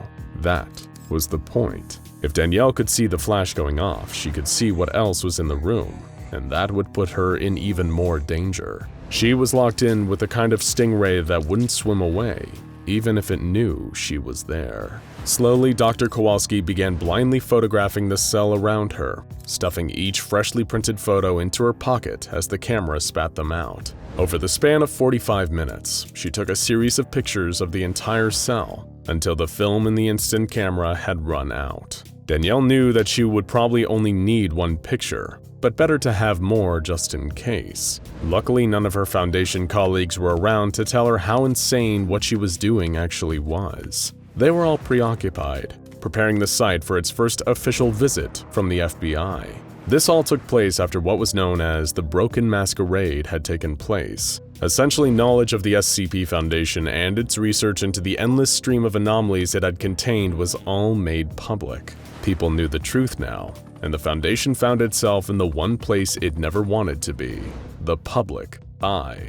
The organization and its activities were under the scrutiny of every journalist on the planet, and once more information about the SCPs and the anomalous world of the Foundation became known, the world would surely change forever. Danielle Kowalski knew all of this and told herself that everyone would need something for protection now. She only hoped her photographs would be enough. 15 months later, Dr. Kowalski was interrogated in her apartment by one Agent O'Brien. He and a group of fellow agents had barged into Danielle's home, demanding to know the location where a number of SCP-610 specimens were being held. SCP-610 being, of course, the infamous infection known as the flesh that hates, a disease capable of turning human beings into horrible, deformed monstrosities of flesh. Agent O'Brien, and presumably whoever he was working for, was intent on turning these creatures into weapons, and the man had little patience for a former Foundation researcher who wasn't giving up the answers that he wanted. Danielle tried to argue with the agent, citing the Berlin Accords against weaponized anomalies, a motion proposed to the United States Senate that would forbid the use of anomalous objects, entities, and creatures as weapons for any country. O'Brien wasn't interested. He claimed that if the Kremlin in Russia had no intention of ratifying such a law, then America wouldn't either. The agent had his men grab Danielle by her arm, while he grabbed her right middle finger and began to push a thin knife under her fingernail. The former member of the Foundation tried to stifle her scream, but couldn't stop herself as the pain struck. As Agent O'Brien tortured Danielle, he told her that the Russians had all the information they would need about SCP-610 in order to turn the flesh into some kind of weapon. As far as he was concerned, the United States government needed access to those SCP-610 specimens to know exactly what they would be up against in the likely event that Russia used the flesh that hates against them. And only a researcher for the SCP Foundation, the former senior researcher on the SCP-610 project, would know where to find those specimens. You don't think it's reasonable for the United States government to want to understand what could be used against us? O'Brien asked as Danielle's blood trickled out of her finger into his leather gloves. Hell, I don't care what you think we're gonna do with it. I want those specimens. When the agent finally let her go, Dr. Kowalski tried to catch her breath, forcing herself not to scream in pain again. She pointed with her other unharmed hand to her bedroom, telling O'Brien to check the bottom left drawer. She had placed a manila envelope in there, containing the only thing Danielle had kept since departing the SCP Foundation. Under O'Brien's orders, his men ransacked the nearby room and were quickly able to find what they were looking for. The envelope was presented to Agent O'Brien, who was no doubt expecting to find a file inside, something that detailed the exact location of those specimens he was looking for. So you can probably imagine the dissatisfied look on his face when he opened the envelope to find photographs. A collection of instant photos, all taken in a dark cell, with all of them depicting a tall, thin, humanoid creature. A being with long, dangling arms that almost reached the ground, a thin, hairless body, opaque, pupilless eyes, and a wide, gaping mouth. Furious to once again be denied the information he was looking for, O'Brien disregarded the pictures and burned Dr. Kowalski's neck with his cigarette. In his anger, he said, I think your Foundation sure thought they were powerful hiding in the shadows, but I'd like to explain to you why you're wrong. The agent then went on to describe his time as a member of the DEA in the late 1980s, and how he'd been involved in the hunting of notorious cartel boss Pablo Escobar. I had a narco in custody, every bit as uncooperative as you are now. The man had insisted that Escobar owned all of the Colombian law enforcement, but a younger O'Brien had argued that if that was the case, and they possessed all this power, then why did Pablo Escobar's men hide their guns? Why smuggle drugs in secret and bury their money where no one would find it if they really had the control they claimed? Much like Escobar's cartel, the SCP Foundation had always moved in the shadows, a power that O'Brien believed to have really belonged to the government. Your anomalies belong to us. Your research belongs to us. Your life belongs to us, he told Dr. Kowalski. Suddenly, one of the other agents noticed movement outside of the apartment. The second that Danielle saw a long arm phase through her wall, with gray skin like that of a corpse,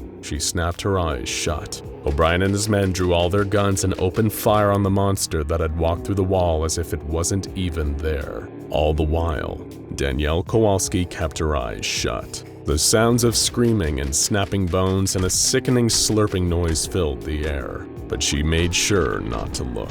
Within a few quick moments of panic and agonizing pain, it was over. The apartment was quiet, apart from strange breathing, like a mix of a frightening whimper and a death rattle. Run along now, 096, Dr. Kowalski told the shy guy. There are worse monsters in this world than you.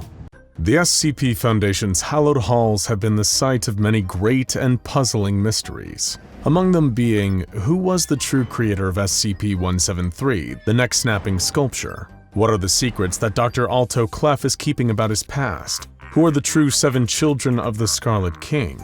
Who was SCP-106 the old man before he got all nasty? And of course, what is the true nature and origin of SCP-096? The violent, terrifying, and incredibly withdrawn Shy Guy. It's a question so great that we knew even our experts here at SCP Explained couldn't take on the mission alone.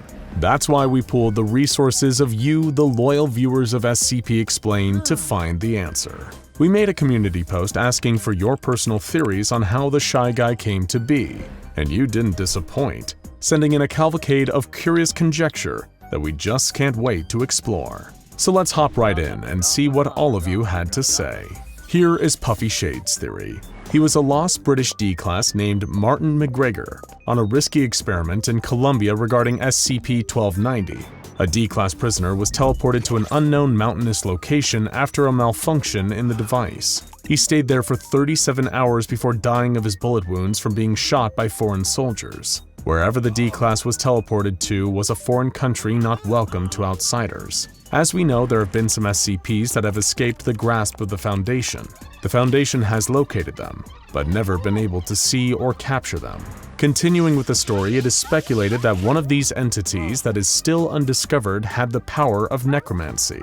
They brought the D-Class back to the mortal world, but in an immortal form, to terrorize humanity forever. The entity brings humans back to life as supernatural beings, their powers being determined by their former personality. The resurrected D-Class was always shy, self-conscious of his unattractive face. As you can probably guess, this resulted in the birth of our good old friend, Shy Guy. Certainly a fascinating direction to go, with a basis in recorded anomalous activity. And much like a few other anomalies originating from D-Class personnel such as SCP-2419, the Laughing Men, and SCP-4973, the Dead Men Walking, it would feel oddly satisfying to see another one of the Foundation's greatest mistakes become one of the gravest threats. Here is Diamond Star Lemon's theory. The Shy Guy was Andrew Irvine, one of the 2 mountaineers that went missing who were part of the British expedition that was sent to reach the top of Mount Everest in 1924. While Andrew and his friend George Mallory were heading for Camp 5, they encountered SCP-1529 at different intervals. Since Mallory's body was eventually found in 1999, this tells us that Irvine also encountered 1529.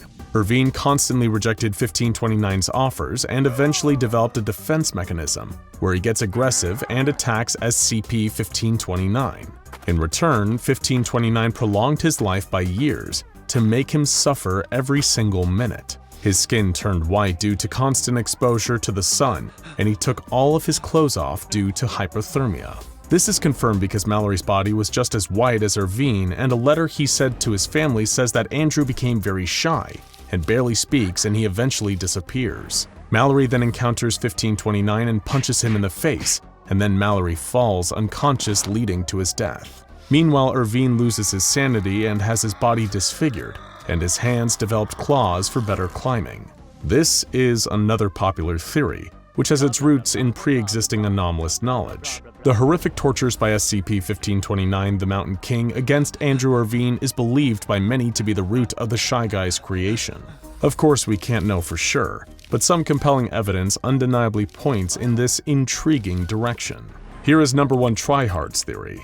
I think he was one of the subjects in the Russian sleep experiment that escaped and ran into the Siberian mountains, became aware of the monstrosity he had become, and became violently self-conscious. This is a strange and creative theory, wrapping 096 in with the lore of the legendary Russian sleep experiment. Russia does have its fair share of snowy mountain ranges, and the experiment did turn its unfortunate subjects into horrifying monsters. But the nature of these monsters did differ significantly from the Shy Guy, showing higher intelligence but far less durability against physical trauma.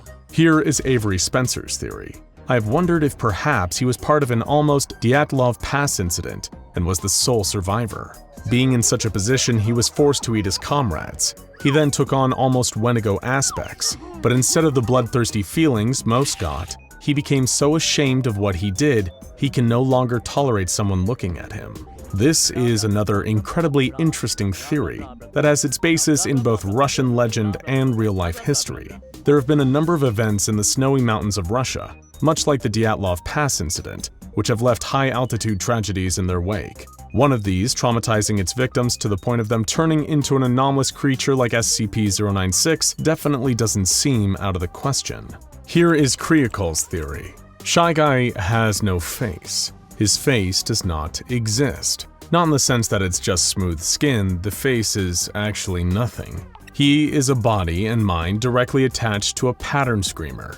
Humans expect humanoid-shaped creatures to have a face. Thus, when someone sees his face, the screamer takes over and destroys that person so it can stop existing. His body has changed over the years to facilitate eliminating people who see the face more effectively. This is why he wants to disappear in the desired camera, finish being nothing, so people stop filling in his face. A way it could have happened is an incomplete encounter with 3930.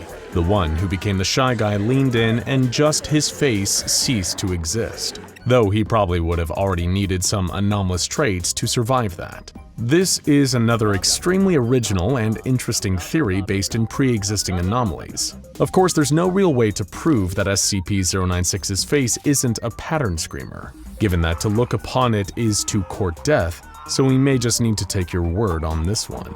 Here is Lensatag's theory. Perhaps 096 is an alien from a planet or dimension that's completely dark, where being seen is a death sentence because of the local anomalous fauna. He somehow wound up in our universe. Perhaps 096 is cursed that whoever sees him will eventually transform into something much worse, or become a portal into a dark dimension. And he does us all a favor by eliminating these people before that can happen. Another two extremely interesting theories, both of which could potentially hold water. They seem consistent with the fact that SCP-096 takes no pleasure in the killing of its victims. It only seems to be doing it out of the sense that it feels compelled into action. Here is Chill Me's theory. He could be the physical embodiment of the feeling of body dysmorphia. Another very valid theory, given SCP-096's general temperament and caustic reactions to being perceived in any way. Here is Renan Roman's theory. What would happen if Dr. Bright looked at SCP-096's face? I mean, his host would certainly be killed, but what would happen as soon as Dr. Bright picks another host? Would SCP-096 instantaneously charge at the new host and kill it as well? An interesting theory, and one that we've explored ourselves on videos concerning Dr. Bright before. It's another good reason that this particular scenario should be placed on the Dr. Bright is not allowed list. Though even though Dr. Bright does occasionally beg for death, this is one horrifying recursive fate that even Jack himself probably wouldn't enjoy. Here is Hongai's theory. From what I heard, there are two theories. One was that he was a mountaineer that survived an encounter with the King of the Mountain and had to adapt to the mountain to survive both from him and the mountain itself, or he's actually one of the children of the Scarlet King. While we've covered the Mountain King theory, this Scarlet King theory is all new. Could SCP-096 be a child of the terrifying Scarlet King? He's certainly destructive, but perhaps he lacks the true knowing malice, the sadism, that make the big red armored lunatic proud. He certainly doesn't have an abject hatred of a 682. Here is Claude Katz's theory. I wouldn't be surprised if he was a species and came to be that way as it is perfectly hidden. They blend in with the snow, and if anyone saw its face to know it was there, they couldn't document it for obvious reasons. This is an interesting and terrifying concept. A whole species of Shy Guys. This is another good reason to ardently fight against climate change. If all the snow melts, there will be nowhere for them to hide anymore. Here is Dan Wolf's theory. The idea of if a tree falls and no one is around to hear it is his origin. He is the physical manifestation of all the energy of all the things unseen. The sound of a falling tree, the transparent skin of fish in the abyssal zone, development on Half-Life 3. All these things exist, but they do so unseen. Shy is physical manifestation of that metaphysical energy. He didn't exist until he was seen, thus he came to be. Existing is painful to him, so he kills anyone who sees his face, the thing we as humans use to identify one another, in a hope to be unrecognized and unknown to eventually no longer exist. This is a fascinating theory. Our one question is how he could ever be seen if, by definition, he is an avatar of the unseen. What would cause these lapses in non-existence? It raises an interesting metaphysical quandary in and of itself. Here is Jonathan Collier's theory. The Shy Guy is a creation of the Plague Doctor, who engineered him in the French Alps. He began as a human, but the Doctor's process mutated him into his current form. He designed him to destroy the Pestilence, but he was infected by it somewhere in the process. This means that whenever someone sees his face, they catch the Pestilence. His programming can allow this, so he is forced to destroy whoever sees him. The Doctor's programming was incomplete when he was corrupted, so he only hunts those that he has infected with the Pestilence, not all that the Plague Doctor deems infected. His indestructible form is a combination of the Plague Doctor's tinkering and treatments, as well as the Doctor potentially incorporating DNA from other anomalous creatures, such as 682, which did visit France in Lord Blackwood's tales. The Doctor likely kept the DNA in reserve for his ultimate device to destroy the Pestilence. However, it failed and led him to releasing the Shy Guy to roam the mountains, traveling eventually from the Alps to the Himalayas where he was discovered. The creature cries as it kills its victims because of its human beginnings, and its apparent anxiety is likely the lingering emotion it felt before it was transformed, leading to it being repeated for the rest of its existence. We love the Plague Doctor here at SCP Explained, so we're always happy to consider fun potential crossovers featuring him with some of our other favorite anomalies. The one thing working against this theory is that 096 is an uncharacteristically effective creation for the Plague Doctor's standards, most of which are janky, disfigured zombies. Sorry, 049. Here is Devin Linder's theory. I always felt like 096 was possessed by an evil spirit that lives in the frost, essentially the original native story of a Wendigo. It just all makes sense. Deformities and strength, lives in the cold, hunts and kills people. I don't know if there's anything about looking at a Wendigo in the original stories though. The Algonquin myth of the Wendigo certainly does have some similarities to SCP-096. However, it has a little more in common with another anomaly, SCP-323, the Wendigo Skull, which forces its wearers into spontaneous acts of violence and cannibalism. Though if ever 096 found itself wearing the Wendigo Skull, we'd all be in terrible trouble. Here is Epic Kitty 101's theory. Not really a theory, it's just what I want it to be. I believe that 096's actions are derived from trauma. It could very well be a species and might be a different version like albino, so whenever someone looks at its face, it feels as though that person was so inconvenienced by its looks, it wants to kill them, because he thinks they hate him now. He believes he isn't good enough for anyone's standards. We can all relate to that feeling now and then, and the hysteric crying and wailing of SCP-096 undeniably suggests a level of psychological trauma. One thing we know for sure, it definitely inflicts trauma on the rest of us. Here is Lemon Demon Dangeropa's theory. Hear me out. When day breaks was actually a primitive event, and the Shy Guy was the result. Without any people to go around for the next several millennia, the Shy Guy grew fond of the lack of company, ultimately turning him into the person or monster he is today. This is a fascinating one. However, there is some pre-existing evidence, such as the tale Unexpected Light, which we've covered in a video on this channel, that suggests SCP-096 survived into the reign of SCP-001 when day breaks, though sadly according to that tale, he didn't survive beyond it. Here is Andrew Colin's theory. I have a theory he was born with some deformities and super strength and was mocked for it. As he grew older, the deformities grew more noticeable. So maybe the years of trauma and abuse or whatnot could have caused him to self-isolate and attack violently against anyone who sees him. This definitely reflects the internality that many people believe SCP-096 has, a frightened, insecure creature, spiting its own creation and anyone unfortunate enough to look upon it, though we'll never really know how exactly it got there.